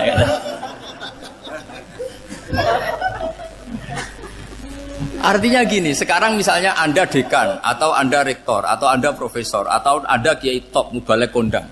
Anda mau balik kondang terus punya anak, gobloknya bukan main. Atau apalagi anaknya ketangkep KPK. Yang satu anaknya orang bodoh jadi dekan. Kalau kompetisi ini pinter mana coba? Ada ahli metodologi tapi anaknya itu terlibat narkoba. Yang ini petani utun, anaknya dekan. Kira-kira kalau dikompetisikan pinter mana? Anaknya pinter petani tadi. Yang ketika petani kamu vonis bodoh gitu. Tapi siapa tahu kalau ini menyimpan calon. Paham ya? Kita tidak pernah tahu. Makanya Quran selalu ngajari dalam ilmu sosial itu wa in adri la'allahu fitnatul lakum wa mata'un ila. Di dalam ilmu sosial itu kita harus jawab tidak tahu. Karena mudah. Makanya saya tadi pagi ngaji di direktorat saya bilang, saya pernah diprotes orang, Gus kamu udah jelas 01 atau 02. Ya saya jawab gitu. Manusia itu makhluk yang paling gak jelas gitu. Sekarang soleh suatu saat bisa saja gak soleh. Yang sedang gak soleh suatu saat soleh. Sesuatu yang mungkin rubah kok kamu fanatik itu gimana? Nalarnya itu gimana? Coba kita tahu dulu Wahsy itu pembunuh Hamzah, akhirnya mati mukmin ya enggak? Padahal orang yang sangat dibenci Rasulullah karena membunuh Sayyid siapa? Hamzah. Sa'labah yang tukang itikaf di masjid akhirnya su'ul Fatimah. Kita enggak pernah. Lah kalau enggak pernah tahu ya enggak usah terlalu fanatik biasa saja. Kayak jenengan seneng saya itu ya saya enggak tahu sampai kapan ya. Saya seneng sampean sampai kapan ya enggak tahu. Kayak suami istri itu. Pas nikah harmonis bulan madu sampai kapan bertanya. Yang jelas paling awet itu pasangan jelek itu pasti nggak awet. Makanya jadi guyonan tuh. Pasangan tuh jangan baik-baik gak awet. Kalau jelek itu awet. Ternyata maksudnya cantik sama ganteng. Itu suatu saat pasti jadi jelek. Yang jelek sama jelek pasti jelek terus. Makanya jadi guyonan. Kalau pasangan jelek itu awet katanya. Tapi kalau pasangan baik, ternyata baik wajahnya itu pasti gak awet. Suatu saat pasti jelek. Tapi yang jelek awet. Karena mulai dulu ya jelek sampai itu. Awet jeleknya maksudnya bukan. Ya jelas ya. Jadi saya mohon sekali ini ilmu. Sampai ndak urusan ini bukan urusan cocok ndak cocok tapi ilmu. Ilmu harus kita dengar bahwa syariatnya para nabi itu yang sifatnya furu'iyah, tidak usuliyah, tidak tauhid itu potensi rubah. Sehingga mengkaji nasab manusia itu satu keharusan seorang ulama. Makanya setiap ada syariat nabi hal hadis syariah mu'abbadah amla, mansukhah amla. Karena potensi itu tinggi. Kita tahu dulu semua nabi sholat menghadap apa? Baitul Maqdis. Era Rasulullah dipindah ke Ka'bah. Tapi kalau kamu katakan total Baitul Maqdis ya tidak juga. Nabi Ibrahim mulai dulu madhabnya ke Ka'bah. Tapi kalau Nabi Musa ke Baitul Maqdis. Terus kamu bilang ini 01, 02 ya memang syariat jadi sesuatu yang furu'iyah. Nah, kenapa ini furu'iyah? Jawabannya sederhana. Ketika seseorang menghadap Ka'bah itu menghadap batu apa menghadap Allah? Allah. Ketika menghadap Baitul Maqdis hakikatnya menghadap Allah apa menghadap Baitul Maqdis? Allah. Maka menghadap Ka'bah itu sebenarnya masalah furu'iyah. Yang masalah usuliyah adalah inni wajjahtu wajhiya lilladzi fataras samawati wal ardh. Yang permanen adalah menghadap Allah Subhanahu wa taala. Cuma secara prosedur syariatnya secara zahir menghadap Ka'bah. Maka potensi rubah karena ternyata itu furu'iyah. Untuk kiblatnya itu furu'iyah. Yang permanen adalah menghadap ke Allah Subhanahu wa taala. Ini pentingnya. Jadi terus sekarang masih antar nabi apa di internal nabi? Ini sudah mau selesai waktunya, sudah habis ini. Internal. Ini sudah selesai ini sudah pas ini. Mohon Pak Anda. Wah. Jam ini sudah. Sampai mana tadi? Diteruskan apa enggak? Sudah ya, sudah kayaknya sudah. Biar kelihatan cerdas. Sekali pertemuan sudah pinter gitu. Berapa? Setengah jam sudah pinter. Yang internal nabi apa antar nabi? Internal ya, sudah sekarang ke internal. Kalau internal lebih banyak lagi contohnya. Yang masyhur tentu masalah Baitul Maqdis. Dulu Rasulullah pernah sholat menghadap Baitul Maqdis 16 bulan. Berapa? 16 bulan, kila 17. Pokoknya khilafnya hanya 16 dan 17. Kalau ada bilang 10 bulan berarti gak pernah ngaji. Khilafnya, karena khilafnya itu hanya 17 sama 16. Akhirnya sama Allah diminta disuruh menghadap ke Ka'bah. Saya ulang lagi, itu tetap masalah antar nabi sebetulnya. Begini, Makom itu kalau dalam bahasa Arab bukan kuburan. Kalau di Indonesia kan makomnya Sunan Bonang itu kan kuburan. Kalau makom dalam bahasa Arab itu sesuatu yang pernah dipakai singgah, itu namanya apa? Makom. Lalu Rasulullah itu pertama di Medina itu madhep Baitul Maqdis itu 16 bulan. Orang Yahudi senangnya bukan main. Sampai mereka bilang gini, Muhammad tuh gaya-gaya nantok punya agama baru, tapi kiblatnya ikut kita. Baguslah anak itu katanya, masih tahu diri katanya. Bagus katanya itu masih tahu diri. Jadi senangnya bukan main orang Yahudi. Karena kiblatnya Muhammad sama dengan mereka. Ya tentu mereka jangkar Muhammad, bukan Sayyidina Muhammad atau Rasul Muhammad, karena mereka masih gak iman. Nabi itu ya agak tersiksa karena beliau secara gen turunan Nabi Ibrahim dan kiblatnya Ibrahim itu Ka'bah. Agak tersiksa tapi sami'na wa ata'na tetap madhab ke Baitul Maqdis berapa? 16 bulan. Suatu saat Nabi Muhammad itu disuruh madhab Ka'bah. Ini dengerin. Akhirnya madhab ke Ka'bah. Apa yang terjadi? Orang Yahudi komentar gini, Muhammad itu gimana? Dia di perantauan, rindu sama keluarganya. Terus rindunya itu diaplikasikan jadi perilaku agama. Jadi dia madhab Ka'bah dianggap kangen. Kayak saya kan orang Rembang. Rembang itu apanya Jogja? Timurnya apa-apanya? Enggak, Jakarta itu mana Jakarta itu? Barat sana ya. Ibaratnya saya orang Jakarta, terus merantau di Jogja. Dulu kiblatnya itu menghadap ke timur. Terus ketika madhab ke barat, kata sampean, wah itu padune kangen apa? Keluarga. Juga kurang ajar orang Yahudi. Jadi orang Yahudi itu memang paling pinter bully. Makanya kalau sampean tukang bully itu ya agak-agak, ya enggak. Saya tidak ngomong agak ya, pokoknya agak-agak. Ya. Pinter bully orang Yahudi. Makanya enggak ada orang debat sepinter orang Yahudi. Yang bisa ngalahkan hanya Tuhan itu. Orang Yahudi yang bisa ngalahkan hanya Tuhan. Beliau Sayyidina Ali orang paling terkenal cerdas. Itu kalau sama orang Yahudi itu pusing. Karena ya apa logikanya itu? Saya beri sekian contoh. Ada orang Yahudi tanya gini, Muhammad, kalau kambing mati itu yang bunuh siapa? Ya Allah, mati langsung itu. Agama kamu itu aneh, Mak. Yang langsung sentuhan Allah haram, tapi yang lewat tangan-tangan jahil manusia malah halal. Harusnya itu yang halal kan orisinal, langsung Allah yang bunuh. Jadi utaknya itu aneh, dari cara berpikir itu aneh. Nah cara sampean ini kan, nak halal pangan kue. Tapi Nabi kan nggak boleh bertutur kata kasar gitu. Kalau yang jadi Nabi saya untalan ngono kan gitu. Tapi Nabi kan nggak boleh kasar. Jadi Nabi itu problem karena nggak boleh apa? Kasar. Kalau kita kan gampang, wis nak halal untalan kan selesai apa? Tapi Nabi nggak boleh kasar gitu. Jadi nggak Nabi, sampean itu kan enak. Mau keliru ya pantas, mau apa saja pantas. Karena kan nggak panutan. Kalau Nabi nggak bisa meluruskan kebenaran itu harus tetap sesuai akhlak. Ya jadi agak kerepotan. Makanya punya Umar alhamdulillah ada yang nggak perlu aturan itu. Jadi enak. Jadi ya itu memang aturannya harus itu. Coba Nabi itu perang tapi nggak boleh bunuh. Kayak apa susahnya? Beliau jadi sasaran tembak tapi nggak boleh bunuh. Kalau sahabat kan enak, duel, relax, santai, bisa tarung. Kalau Nabi nggak boleh. Makanya Nabi meskipun ikut perang terus gak ada sejarah orang yang dibunuh. Ya hanya satu peristiwa itu pun dibaca orang kafir, ditangkis Nabi, pedangnya kembali ke dia mati. Tapi gak ada yang Nabi. Karena Nabi kalau pembunuh nanti itu terus kayak pendekar kan susah juga punya Nabi kok. Habis perang misalnya Nabi tanya, Muhammad habis perang berapa? 1000. Ya repot juga punya Nabi mantan apa? Pembunuh meskipun yang dibunuh orang kafir, tapi kan kayak apa ya? Fitrah manusia itu akan menolak kepemimpinan orang yang gitulah pokoknya gak bisa diterangkan itu. Makanya Nabi itu gak pernah bunuh meskipun kayak apa musuhnya tapi gak pernah bunuh. Untungnya di sekeliling orang-orang yang tadi. Jangan bilang tuh suka bunuh ya, pokoknya perang gitu ya. Perang dengan bunuh itu beda loh. Ya. Kalau perang itu fair apa? Fair. Sampai mana tadi? Nabi Ibrahim ya tadi. Makom tadi saya ulang lagi. Nabi Muhammad menghadap ke Baitul Maqdis itu hanya Allah nuruti. Ini loh Nabi betul. Tahu betul bahwa di antara syariat adalah Baitul Maqdis karena semua Nabi pernah berkiblat Baitul Maqdis. Tapi Nabi ketika menghadap ke Ka'bah, Nabi juga dibilangin sama Allah. Ini loh syariat yang benar karena Ka'bah juga kiblat sing a'taku, lebih tua ketimbang Baitul Maqdis. Maka disebut Ka'bah Atiqah.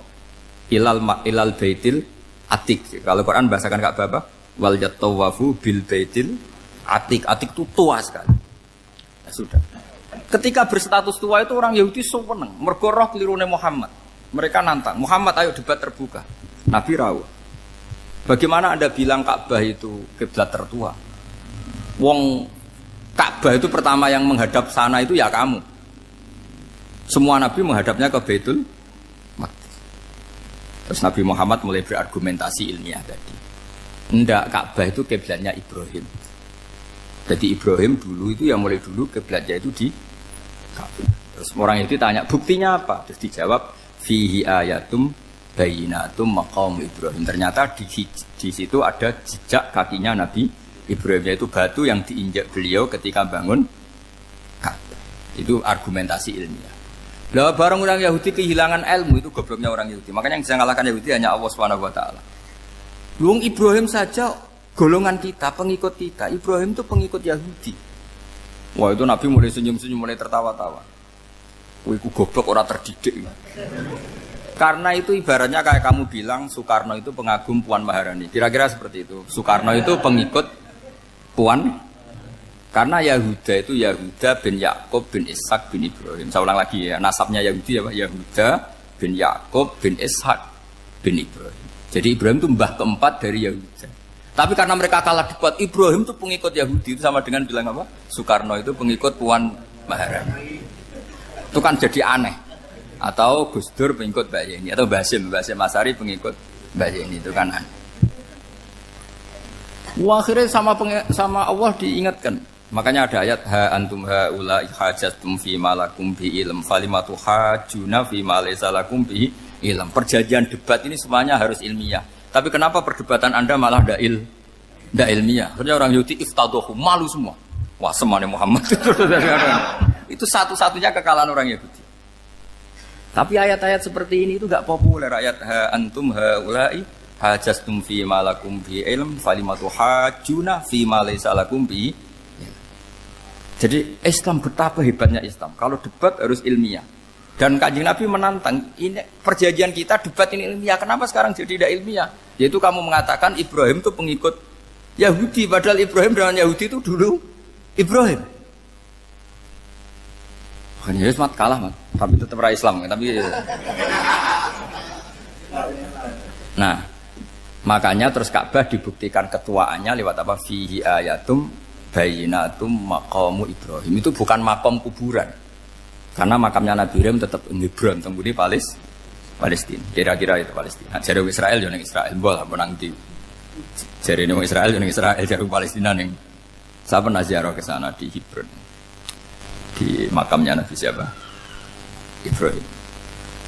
Jadi jelas ya. Jadi nasa mansuh itu ketentuan yang dikehendaki Allah Subhanahu wa taala untuk menguji loyalitas manusia, menanggalkan semua akalnya. Makanya saya mohon sekali siapapun yang ngaji saya dimanapun, sekali-kali manusia itu harus menanggalkan akalnya. Sekali Anda pakai akal, maka Anda akan ingkar dengan nasa mansuh. Nasa mansuh itu hukum yang direvisi, yang dibatalkan. Makanya orang Yahudi lagi-lagi pinternya orang Yahudi. Merovokasi orang-orang yang Islamnya belum kuat, diprovokasi gini. Ungzuru ila Muhammadin tahayyara fi din yukhillu yawman wa yuharrimu ukhra. Lihat itu Muhammad, dia kebingungan cara beragama. Kadang bilang A, besok bilang B. Jadi nasa mansub dianggap satu bentuk kebingungan. Gak kurang ajar tapi. Wah, akhirnya sebagian orang yang murtad. Makanya nasa mansub itu satu peristiwa yang menjadikan banyak orang murtad. Karena diprovokasi orang Yahudi bahwa itu bentuk kebingungan Muhammad. Akhirnya terus saya qulu sufa minan nasi ma wallahum angqiblati mulati kanu aliyah. Nah, kelirunya orang Yahudi adalah ternyata nasa mansuh yang dipilih Rasulullah itu semuanya ada di Taurat dan Injil. Termasuk di Taurat dan Injil disifati dan Nabi sholli ilal qiblatain, bahwa Nabi ini akan bersolat dengan dua kiblat. Makanya tetap ditantang. Qul fa'tu bit-taurati fatluha in kuntum shadiqin. Kalau kamu tidak percaya bahwa saya ini orisinil, ayo bareng-bareng mengkaji Taurat. Tapi mereka tidak siap mengkaji Taurat. Karena Taurat semuanya mendukung Rasulullah Muhammad SAW. Fatluha in kuntum shadiqin. Makanya ini penting sekali ngaji. Jadi perdebatan itu macam-macam. Dan itu pinternya orang Yahudi. Ungzuru ila Muhammadin tahayyara fi dini yukhillu yawman wa yuharrimu ukhra. Ini penting sekali. Makanya nasa mansuh itu uji loyalitas. Itu Imam Malik kalau mencontohkan ke Imam Syafi'i. Saya berisikan contoh fikih. Ini saya melanggar waktu ini. Ini sudah berapa? Saya yang tidak mengesahkan diri saya. Ya misalnya ini ya, ini kertas bawa ya, ini kertas saya bawa. Terus ini tak kasih uang misalnya, uang 100.000. Atau kalau contoh Imam Syafi'i dulu dididik Imam Malik begini. Ya Syafi'i kalau kamu punya 2 budak, 2 pembantu, kalau dulu kan masih ada budak, 2 pembantu lah kira-kira. Seneng mana, yang cerdas sama yang goblok? Seneng yang cerdas. Kalau yang nurut sama yang bantahan, seneng yang nurut. Lah yang nurut itu yang goblok. Makanya tinggal dibalik saja. Kamu tak beda ya. Seneng mana punya istri yang cerdas apa yang goblok? Coba jawab. Atau ibu-ibu mbak-mbak ini, seneng mana punya suami yang cerdas atau yang goblok? Kalau cerdas gak bisa diakali. Tapi goblok nurut tapi ya kadang di sini-sini kan di sini. Nah, itu kan antar manusia. Masalahnya kita menghadapi Allah Subhanahu wa taala yang semua kita pasti bodoh. Kita menghadapi Allah Subhanahu wa taala yang semuanya kita pasti bodoh. Allah jelas ngendikan wa kanal insanu dzaluman jauhlah, manusia itu banyak dolimnya. Dolim itu sifat mubalaghah. Kalau orang dolim sekali dolim, kalau sering zalum, kalau jahil biasa jahil, kalau banget jahile jahul. Bahasa Arab kan gitu memang. Ghafir pengampun biasa, kalau ghafur selalu mengampuni. Syakir, makanya sifatnya Allah Taala ikut wazan faul semua. Ghafur, syakur, atau diikutkan wazan fa'al. Kalau goblok biasa jahil, goblok banget jahal kan itu. Kafir biasa kafir, kalau kafir banget kafar. Ya, jadi wazan balagha itu bisa fa'al, bisa faul ya. Kafirin, kafar atau kafur. Paham ya? Malah ngaji nahwu. Ya, tapi ini memang perangkatnya ya. Ini kan perang mau tidak mau. Makanya misalnya Allah tidak suka kulla kafarin banget kafir ya, Pak. Paham ya? Kulla khawanin banget khianate. Kalau khain khianat biasa, kalau khawan sering khianat. Lah manusia itu kata Allah apa? Zaluman. Wis banget dolime, banget bodoh.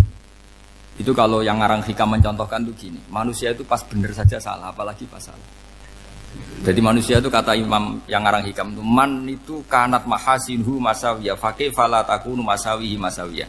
Ketika baik saja buruk, apalagi ketika buruk. Coba kalau ada orang dermawan sama teman-temannya, tanyakan istrinya, duit dihambur-hambur, disekno konco ngalono bojo. Mesti itu. Teman yang sering silaturahim ke teman-temannya, kata temannya baik, senang silaturahim, tanyakan istrinya, oh meninggali wong gitu.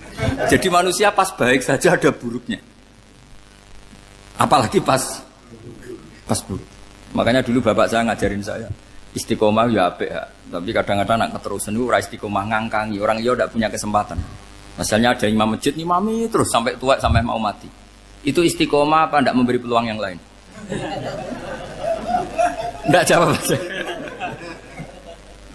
Jadi itu manusia. Jadi pas baik saja buruk, apalagi pas buruk. Kayak saya gini di sini ngajar baik, tapi saya ada tidak sopannya harus di atas. Padahal banyak orang sepuh, ada Pak On, ada beberapa yang kan terpaksa nggak sopan. Tapi sampean yang nyuruh, berarti sampean yang dosa. Kemarin-kemarin saya minta di bawah supaya ganjaran saya utuh, ini gara-gara begini ganjaran saya ini agak terkredit apa? Terdebet itu karena itu. Saya teruskan. Jadi manusia itu punya sisi itu karena manusia itu dzalum dan apa? Jahul. Wa kanal insanu dzaluman. Problemnya ini ngadepi Allah yang selalu pinter, yang kita selalu bodoh. Misalnya gini, kamu ditanya Allah. Ini contohnya Imam Malik. Ikla hadi sokhroh fa inna tahtaha dhahaban. Coba bongkahan batu itu kamu angkat, di bawahnya ada emas. Lalu budak yang pinter berlogika, oh disuruh buka itu karena ada emas toh. Berlogika. Kalau budak yang goblok enggak, ya disuruh ya diangkat saja. Ada emas apa enggak karena perintah ya diangkat. Yang satu nurut karena perintah, yang satu nurut karena ada emas, ada sesuatu. Logikanya suatu saat Tuhan tuh hanya bilang gini tok, ikla hadis sokhroh, batu itu angkat. Yang nurut yang goblok permanen tadi kan langsung ngangkat. Yang pinter, ini ada apa lagi Gusti kok harus diangkat? Ya gak ada apa-apa, nyuruh saja kata Allah gitu. Oh ada bisa, sesuatu harus ada alasannya. Itu kira-kira mangkel loh Pak? Oh mangkel. Nah, logikanya manusia seperti itu. Makanya dua murid pinter, di rakyat pinter, presiden ya susah mesti demo. Goblok ya susah di sini wong. Ini kan nggak ada pilihan. Memang manusia itu nggak ada pilihan. Nah sekarang masalahnya gini di fikih ini saya kembali lagi ke fikih. Pertanyaannya secara fikih begini. Misalnya iddah. Iddah itu seorang perempuan ditinggal mati suaminya atau ditinggal atau cerai. Itu kan ada namanya apa? Iddah. Iddah itu memastikan apa tujuannya? Memastikan rahim itu steril dari mani atau sperma zaut awal. Supaya nanti kalau dinikah orang lain tidak terjadi ikhtilatul ansab, nasab. Oke, berarti iddah kita beri argumentasi secara ilmiah li baro'ati rohmi. Jadi misalnya Zaid menceraikan istrinya Sri dalam keadaan masih bisa haid. Iddahnya 3 kali masa suci. Wal mutallaqatu yatarabbasna bi anfusina salah satu guru. Lalu karena secara teori medis kalau haid berarti bukti tidak hamil. Apalagi kalau haidnya terulang-ulang sampai 3 kali pasti tidak hamil. Sehingga kalau nanti dinikahi orang lain pasti kalau ada anak ya anaknya zaud sani atau zaud kedua. Berarti alasan iddah li baro'atir rohmi. Oke, kita sok pinter, sok bijak. Pertanyaannya adalah, sekarang sudah baru 1 bulan, suaminya di Malaysia, nggak pernah ngumpuli.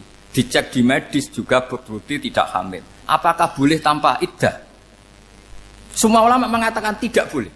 Tapi ini kan rahimnya jelas bersih. Ya karena iddah itu nuruti perintah pangeran, pokoknya tetap iddah. 3 kali masa suci. 3 kali masa suci atau masa haid. Itu ada perdebatan ulama. Tapi kan ini terbukti bersih, Gus. Meskipun terbukti bersih, kata Allah harus iddah 3 bulan atau berapa? Kira-kira 3 bulan, 4 bulan ya tetap harus iddah. Kowe milih mana? Sok pinter. Gusti, berhubung ini. Pangeran mbok terangno gitu. Berhubung. Jadi Tuhan apa mbok wari? Berhubung Gusti. Ini jelas steril dari sperma zaut awal. Enggak usah iddah, Gusti. Sama aja kamu disuruh majikan kamu ikhla hadis safra, berhubung nggak ada apa-apa, nggak usah ya. Kira-kira mangkel nonda budak yang seperti itu. Mangkel. Maka dibutuhkan kebodohan dalam beragama. Betul itu memang. Makanya Nabi itu unik, pernah bilang itu gini, aksaru ahlil jannah al-bulu, aki-aki penduduk swarga itu al-bulu, wong goblok-goblok. Maksudnya goblok yang jenis ini, bukan goblok betulan maksudnya. Maksudnya goblok jenis ini itu ya tetap pinter, tapi pinternya dibuang, pura-pura goblok demi sami'na. Jadi saya misalnya kok pinter dan goblok tadi sekaligus, pinter dan goblok. Ya bah, ikhla hadis sokhra fa inna tahta hadapan. Tak angkat karena saya tahu di bawah ada emas. Tapi di hati saya sajane ya mergo perintah. Suatu saat kok disuruh Allah ikhla hadis sokhra, perintah ya tak angkat ya sudah. Jadi ya pinter ya goblok. Saya tahu namanya perintahnya Allah pasti ada hikmahnya. Hikmahnya iddah adalah li baro'atir rohmi. Tapi hikmahnya jadi kawula adalah nurut perintah Allah, cek tahu alasannya maupun tidak. Lah di sini ada illatul hukmi untuk membangun kecerdasan, tapi ada loyalitas untuk membangun ubudi. Ya, bahwa kita ini kawula roh tetap loyal. Makanya tadi pagi saya cerita Sayyidina Umar. Sayyidina Umar kayak apa cerdasnya? Tapi tetap ubudi ya. Yaitu Rasulullah SAW sering dibully orang kafir. Muhammad itu gaya-gaya nantok. Wong ra oleh nyembah berhala, ra oleh nyembah watu, jebule dekne nyembah Hajar Aswad. Karena dilihat dari jauh kan tetap nyium Hajar Aswad. Coba kalau kamu lihat dari jauh, kamu sujud dari jauh kan kayak sujud sama batu. Makanya Sayyidina Umar karena orang kafir masih cara berpikir gitu, tiap nyium Hajar Aswad itu komentar gedumel. Alim tu annaka hajarun la tadurru wa la tanfa. Walau la anni ra'aitu Rasulullah qabbalaka ma qabbal. Aku roh nak ke watu, ramadoroti ramanfaati. Kalau saja saya tidak melihat Nabi nyium kamu, saya tidak sudi nyium kamu. Jadi tidak berdoa doa mustajab itu tidak berutuh. Karena apa? Umar tahu ini masalah secara tauhid. Kalau saya doa depan Hajar Aswad nanti dikira syirik karena berdoa di depan batu. Tapi kalau saya tidak nyium nyulayani sunnah Rasul yaitu nyium Hajar, wis tengah-tengah nyium sambil gerutu, itu sudah kompromi. Ya nyium tapi gerutu. Kayak apa? Makanya ya cerdas tapi ya goblok tadi ya cerdas. Itu uniknya Rasulullah. Jadi muji orang pintar ya sudah langit. Tapi Nabi pernah dalam satu hadis mengatakan aksaru ahlil jannah al-bulbu. Aki-aki penduduk swarga itu orang bodoh. Artinya orang bodoh itu bukan bodoh betulan. Kan? Dia meninggalkan akalnya demi loyalitas ubudiyah. Nah, untuk menutup sesi ini terakhir betul tak tutup selain ini selesai. Untuk menutup itu bukti begini, perang Badar itu perang yang nggak mungkin dimenangkan umat Islam karena orang kafir itu 1000 dengan pasukan full dengan peralatan perang full. Rasulullah itu tahun kedua Hijriah itu pasukannya hanya 313. Itu pun pedang itu untuk orang 5 itu hanya ada pedang 1. Jadi kalau mau dibaca orang, sih kamu nilai pedangnya aku. Itu kan nggak kebayang perang dalam keadaan seperti itu. Jadi mesti kalah, orang kok mungkin kalah, mesti. Tapi Nabi tetap bilang, saya ini disuruh Allah perang, ya harus berangkat. Yaitu perang Badar.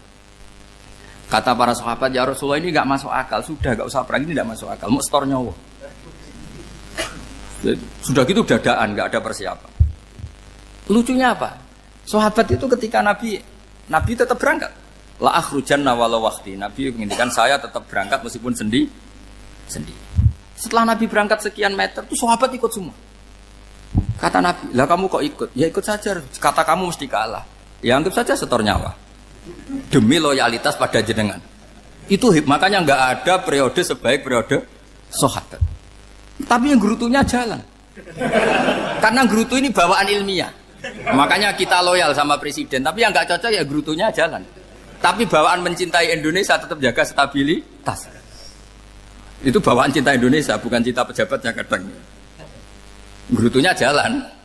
Tapi bawaan loyal sama Indonesia tetap mengaku.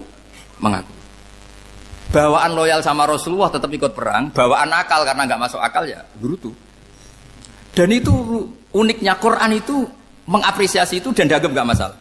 Saya bacakan ayatnya. Kama akhrajaka rabbuka min baitika bil haqq wa inna fariqam minal mu'minina lakarihun yujadilunaka fil haqqi ba'dama tabayyana ka'annama yusaquna ilal mauti wa hum yanzurun. Peristiwa Badar ada peristiwa kamu itu keluar untuk perang. Sahabat kamu ngikuti, tapi mereka lakarihun, enggak senang sebetulnya. Karena enggak masuk akal. Ya gremeng tapi ya derek. Yujadilunaka fil haqq, mereka mendebat kamu dalam kebenaran. Jadi ya Rasulullah wong perang karuan kalah jenengan lakoni alasane nopo? Lah kok melok? Ya saya harus ikut jenengan kan jenengan Nabi. Itu unik. Kalau orang sekarang mana mau, kalau gak masuk akal gak mau melakukan.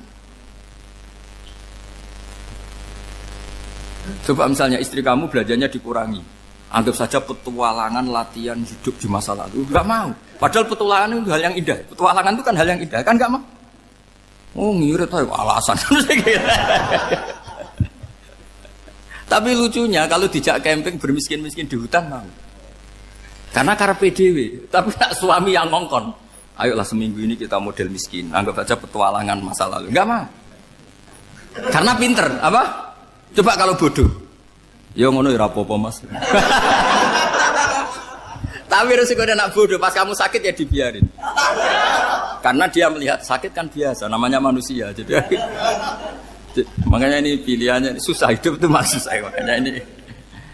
Jadi uniknya Quran gitu. Quran itu membolehkan psikologi manusia. Makanya Allah ngendikan kutiba alaikumul qital wa huwa kurhul lakum.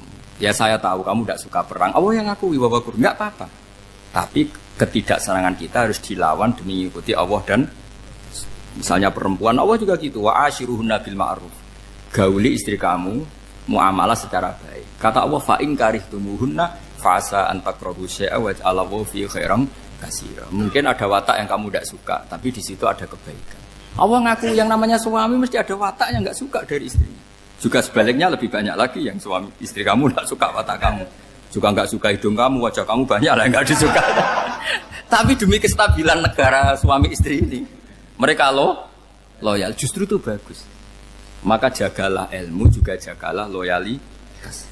Itu yang perlu saya utarakan. Jadi makanya agama ini dibangun dua. Satu kecerdasan hikmah, yaitu ya al-hukmu yaduru ma'ilati wujudan wa adaman. Tapi juga ada ubudiyah, bahwa agama ini milik Allah. Maka sami'na wa adaman. Karena begini logikanya, saya ulang lagi masalah batu. Iqla hadis sokhra fa inna tahta hadaban. Terus saya angkat. Pembantu saya ngangkat. Dia saya gaji atas nama apa? Nurut kan?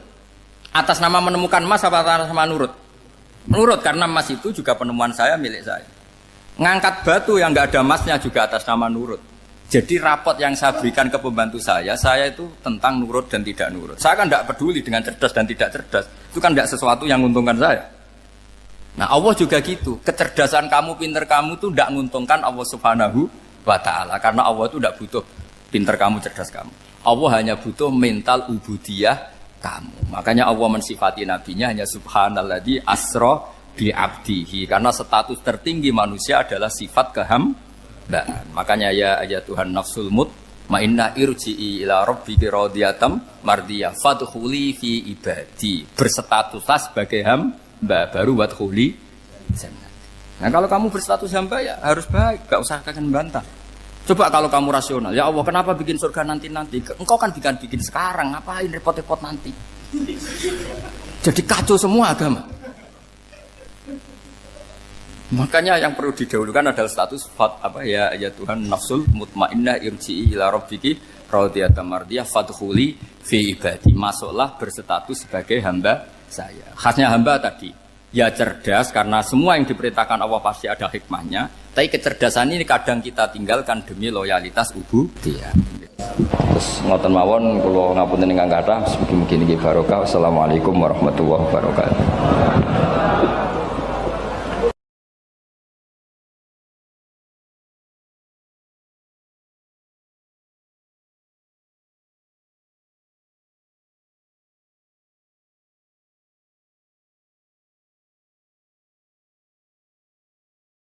Ono bajingan kondang, gak tahu konangan. Atau koruptor paling gampang. Koruptor urung ketangkep KPK.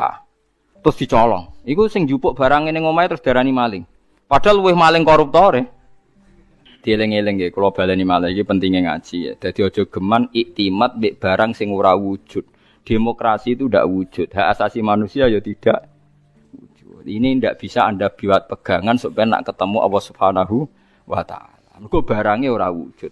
Dadi kabeh ning donya iki liyane manungsa udah sering maca tasbih, sering salat. Ya kowe ora roh. Kowe ora usah takok carane. Kados kowe iman nak gedang ana gizine, sego ana gizine. Kowe ora tau takok kan manggone endi carane piye.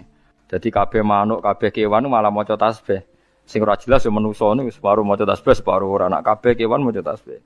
Kowe ora usah takok ora carane piye terus bahasane piye. Wong dikandani kok malah takok carane, iki malah lucu. Mulane terus dadi anekdot masyhur iku. Maksiat tetep maksiat, setan wae roh maksiat. Lah umume setan iku nek ana maksiat iku seneng kecuali sitok nyelingkuhi bojone setan. Wah, nek iku setan lah ngamuk. Dadi satu-satunya maksiat yang setan pun ndak seneng iku nyelingkuhi bojone setan. Iku Allah ya ora seneng, setan ora seneng. Iku satu-satunya contoh maksiat sing setan pun ndak seneng. Lah guyonan ngoten niku penting karena itu tadi. Hukum itu kalau nuruti pandangan manusia dawuh Imam Syafi'i iku ruwet. Mergo al-qaulu qaulu sahibil ya. Angger sing nyekel sawangane sing duwe. Dadi kados koruptor sing donyane akeh, duwe alpat macam-macam itu nek ana sing nyolong sepeda montore sawangane ya salah. Padahal ini dhewe hasil colong. Nah, tapi ki bener nyolong ya keliru, nyolong kok bener. Ya wis ngono agama wis ngoten iku. Lah mulane walillahi mulkus samawati wal ardh. Assalamualaikum warahmatullahi wabarakatuh. Bismillahirrahmanirrahim. Nahmaduka ya ghafuru ya syakuru wa shalli wa sallim barik ala sayyidina maulana Muhammadin wa ala alihi wa sahbihi asma'in nama ba'du. Pun kula terangno kados adate ulama-ulama riyen nggih. Dados pertama jenengan iman nek Allah niku wajibil wujud. Eling-eling nggih. Awal kita iman Allah wajib napa? Wujud. Dadi fawwau maujudun qadimun napa? Bagi mukhalifun lil khalqi bil itlaqi. Jadi intine iman itu harus pada sesuatu sing wujud. Asy'. Lah wujud sing paling awal iku Allah Subhanahu wa taala. Terus liyane niku mboten wujud. Niki kula gadah cerita sithik niki kula haru tenan roh cerita niki. Ada seorang demokrat sejati. Orang yang sangat-sangat membela demokrasi itu akhirnya dia masuk Islam. Ketika masuk Islam itu alasannya sederhana. Demokrasi itu ndak sayun maujud, ndak sesuatu sing wujud. Kok tak bela-belani nganti mati ku lha opo? Sebenarnya aku nak ning akhirat iku mahwa demokrasi. Dadi dekne tobat akhirnya. Engko aku nak mati demi demokrasi. Terus demokrasi dhewe enggak sesuatu sing wujud. Apa iso nyafaati aku? Lah ini yang konco-konco mahasiswa atau LSM atau siapa saja harus mulai mikir. Jadi banyak kita itu ngimani sesuatu sesuatu itu tidak wujud. Tapi demokrasi itu makhluke piye rupane. Nah Nabi Muhammad jelas orangnya ada, figur yang ada. Jadi bisa memperjuangkan kita nanti di akhirat. Kiai jek ono, masih ono sing darani syirik lah nak percaya kiai tetep wonge ono. Lah nak demokrasi. Ya sebenarnya akhirat, ya Allah, saya mati ini demi demokrasi, celukan demokrasi. Kon ngajukan apa? syafaat. Lah makanya ngendikane ulama-ulama, kula nerangno model ulama kuno mawon. Iman niku titenane sing bener sitok, iman mbek sesuatu sing wujud. Demokrasi itu tidak wujud. Ijtima iftirak juga tidak wujud. Jadi keliru misalnya ini kalau nate ngaji filsafat yang Islam sing alim-alim kados Ibnu Arabi kados. Kalau orang Kristen bilang Roh Kudus, Jibril atau Roh Kudus Allah itu bersemayam di Isa, gara-gara ada istima terus jadi Tuhan. Istima itu ya ada wujud. Iftirak juga ada wujud. Rungokno tenan iki. Misalnya ini HP, ini yang saya pegang tangan kanan apa? HP. Yang saya pegang tangan kiri ini amplop, pulpen gampang. Amplop mari darani dhuwit niku, repot teng Indonesia nih. Padahal kalau di amplop gue batas kitab. Lha nggih, amplop kula niku tulisane ku naskah. Kula nak sinau teng kitab-kitab anen niku kula kutip teng amplop teng kitab. Mboten kados amplop Ruhin. Dadi wis ora sugih tapi amplop isine napa? Dhuwit. Nah kula isine naskah. Ya ini HP ya, di tangan kanan saya namanya apa? HP. Berarti HP maujud. Mon mikir lenan mon, HP ini maujud. Tangan kiri kula pulpen. Pulpen ini maujud. Ketika bertemu orang menyebut ijtima. Lalu ijtima itu wujud enggak? Enggak kan? Ketika saya pisah namanya iftirak.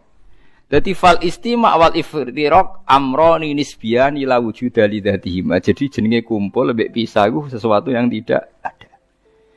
Sing ana ya HP, nak nempel jenenge kumpul, nak pisah jenenge pisah. Lah bela hak asasi manusia yang ngoten niku, nak bela wong jenenge hak asasi manusia. Nak nginjak wong jenenge nginjak hak asasi manusia. Tapi hak asasi atau demokrasi itu sesuatu yang enggak wujud. Sampeyan mbok bengok-bengoki piye ya demokrasi, saya ini mati demi engkau. Goblok gak misalnya wong mati demi demokrasi. Nah, makanya Islam itu mendorong aja sampai kowe koyo wong kafir nyangka amale ana gunane jebule muk koyo amun-amun mbok sangka banyu jebule ora ana. Koyo kowe nyangka demokrasi sesuatu sing sakral jebule barange ora ana. Beda bela Nabi Muhammad, bela Imam Ghazali, bela ulama-ulama, piye wae ana wujude. Paham nggih? Nah ana wujude ana kemungkinan ana komunikasi, ana saling tolong. Ada wong mati demi nyari makan, sego ana wujude. Ya iku paling angel ning bab filsafat. Tapi manusia itu seneng ae tertipu mbek sakasaro bim biki ati yahsabu dzamanu. Nah, dadi barang ra wujud disangka wujud. Wau kados amun-amun disangka wujud jebule. Lah wujud kula baleni malih iki. Kecuali begini, Anda bela demokrasi karena itu mbok anggap amal soleh yang disahkan Islam. Berarti kan bukan karena demokrasi, karena panduan Islam yang membenarkan ada di antara bentuk. Kalau berarti itu, kalau begitu kan Anda dipandu oleh apa? Islam. Misalnya ada orang kecil ditindas majikannya, terus kamu bela orang kecil. Wah ini atas nama demokrasi tidak boleh. Tapi di hati kamu sebetulnya bela Islam, karena Islam menyuruh menolong yang lemah. Yang menolong yang lemah dalam konteks nasional misalnya dibahasakan demokrasi itu boleh. Tapi masalahnya juga nanti mungkin Rasulullah cemburu. Dadi yo sing apik ora jare aku tapi jare demokrasi. Lha iku yo repot meneh. Lah selama ini kasusnya begitu, semua kebaikan seakan-akan sumbernya dari demokrasi, tidak dari napa? Islam. Menolong orang lemah demokrasi, membela kaum minoritas demokrasi, menegakkan keadilan. Lah nek kowe ditakokno Kanjeng Nabi, dadi aku ora tau mbok sebut. Resiko lagi kan? Wes saiki semenjak ngaji ini ke milih ndi? Milih dipandu demokrasi apa milih dipandu Kanjeng Nabi? Tenan wani. Nah, engko nang isen ngarepe wong akeh lho, masalahnya kan kurang gaul misal.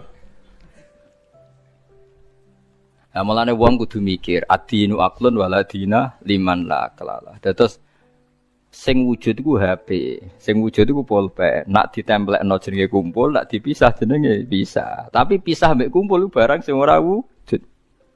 Lah barang ra wujud saiki kudu dimani orang mati demi demokrasi. Lalu demokrasi itu apa wujud? Mana ada orang tobat itu perkara ini. Nanti kalau saya di akhirat ditolong demokrasi kan tidak juga. Amalannya pun bener, iman yang kejenengan be Allah, be Kanjeng Nabi pun bener. Mergi iman be barang sing napa wujud. Lalu kedua, Kalau Anda iman fungsinya makanan atau minuman atau makhluk selain Allah, niku bener wujud, tapi wujud yang berkesudahan. Makanya disalahkan juga sama Allah, wong barang berakhir berkesudahan kok mbok imani. Makanya namung iman be Allah Subhanahu wa taala mergo hayyum bak napa hayyum bak. Makanya Allah ngendikan wa tawakkal 'alal hayyil ladzi la yamut. Kena tawakal ya be zat sing ra iso mati. Karena kena percaya presiden mati. Percaya ya wujud tapi mati. Ya bingung barang presiden. Paham ya? Duit ya hilang. Wis mati sik malah sedurunge wis mati duit wis mati. Sing urip-urip kan kowe. Dadi duit pastine wis apik tengok-tengok wis mati. Paham ya? Lah wong kafir senengane dewa-dewa ana amal padahal hakikate kasarobi yahsabu dzam'anu iki hebate Quran. Terus wong iku kudu mikir. Dadi yang kita bela-bela iku barang sing ora wujud.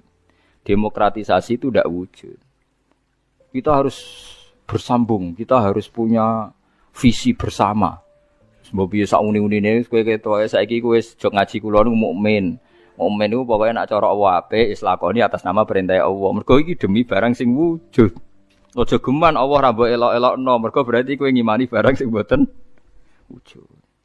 Kok saiki akhlak darani etika, kebaikan darani norma. Allah ora tau disebut. Kebaikan bersama, norma bersama. Saiki Allah iku wis ilang. Wah, anggere barang apik jenenge etika, barang apik jenenge norma. Ora tau muni Allah ngajarkan ini Rasulullah.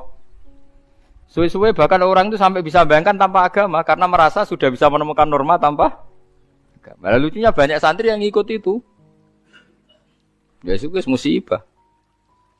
Musibah tenan niku. Iku berarti dekne imane koyo wong kafir. Kasarobi tasabu dzam'anu napa? Hatta idza ja'u lam yajidu tenan ketika dibela-bela nanti di akhirat demokrasi itu udah ada. Sing ana Allah nyalahno kowe. Sing ana malaikat mungkar nakir, malaikat malik nyalahno kowe. Nah, makanya sekarang dilatih iman tuh dimulai dari sesuatu yang bener-bener wujud. Liyane iku amrun nisbiyun, nggih amrun napa? Nisbiyun to amrun i'tibariyun. Iku mau kal istima' wal iftira.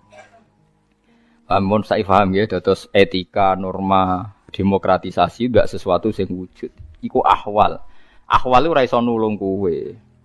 Mulane syarat iso nulung sesuatu ini harus napa wujud. Lah setelah sama-sama wujud, sekarang makhluk itu ya wujud, tapi wujud yang bisa berkesudahan. Sehingga tidak bisa diimani. Paham gitu, terus niki sindirane pangeran. Terus nomor kalih, uang nak wis salah, iku koyok peteng sing tumpo-tumpo. Peteng tumpo-tumpo, niku ngeri banget. Kalau niku duwe cerita niki kisah nyata. Ada seorang bakul mie tenan. Nggih nate mondok ya santri, wis pokoke saleh lah, gak tau zina wong. Ya ora tau tenan. Niku cerita kula. Bener jenengan Gus, dolim itu mendorong kedzaliman. Kula ora soleh-soleh wong ning kutha iku ya melok dolim. Jadi ketika dulu Keramat Tungkak ditutup, pertama lokalisasi terbesar di Asia Tenggara ditutup itu Keramat Tungkak dulu. Sekarang jadi Islamic Center. Dulu era Sutioso. Terus akhir-akhir ini ada Doli, era yang sekarang wali kota perempuan itu. Itu tidak yang pertama, sebenarnya yang pertama itu dulu Keramat Tungkak nopo? Jakarta.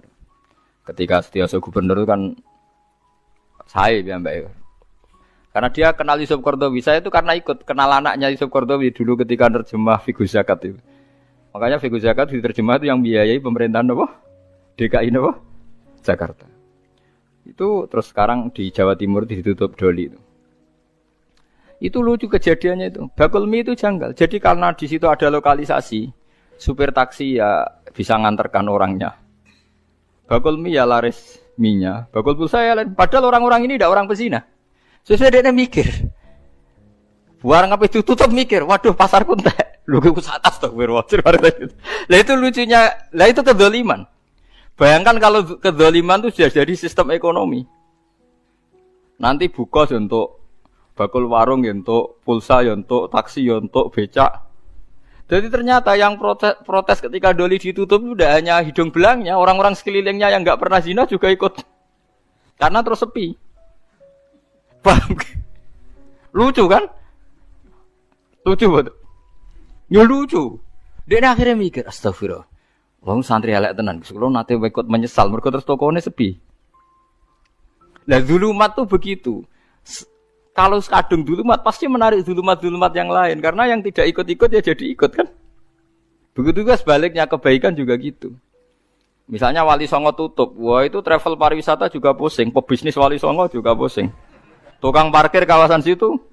Jadi andai kan Indonesia itu pemerintahnya Wahabi, terus Wali Songo ditutup, itu yang protes juga mulai tukang parkir, bakul mie, warung dan sebagainya. Sama seperti nasibnya Doli. Artinya kebaikan yang membawa efek ekonomi, keburukan juga bawa efek. Masalahnya kalau tidak ada ulama, tidak ada yang menjelaskan, kebaikan atau keburukan ini sama-sama jalan. Nah, itu makanya ini pentingnya zakat, ya, pentingnya zakat. Andai kan tidak ada zakat itu habis kita. Kulo nu janji konco akrab kulo nggih sering dikei dhuwit piyambake. Nate cerita kulo, Gus kulo niku tiyang Lamongan, mergawe teng Jakarta. Dadi warung kulo warung Lamongan. Niku nak sing jajan mulai jam 4, jam isya niku normal lah Gus kadang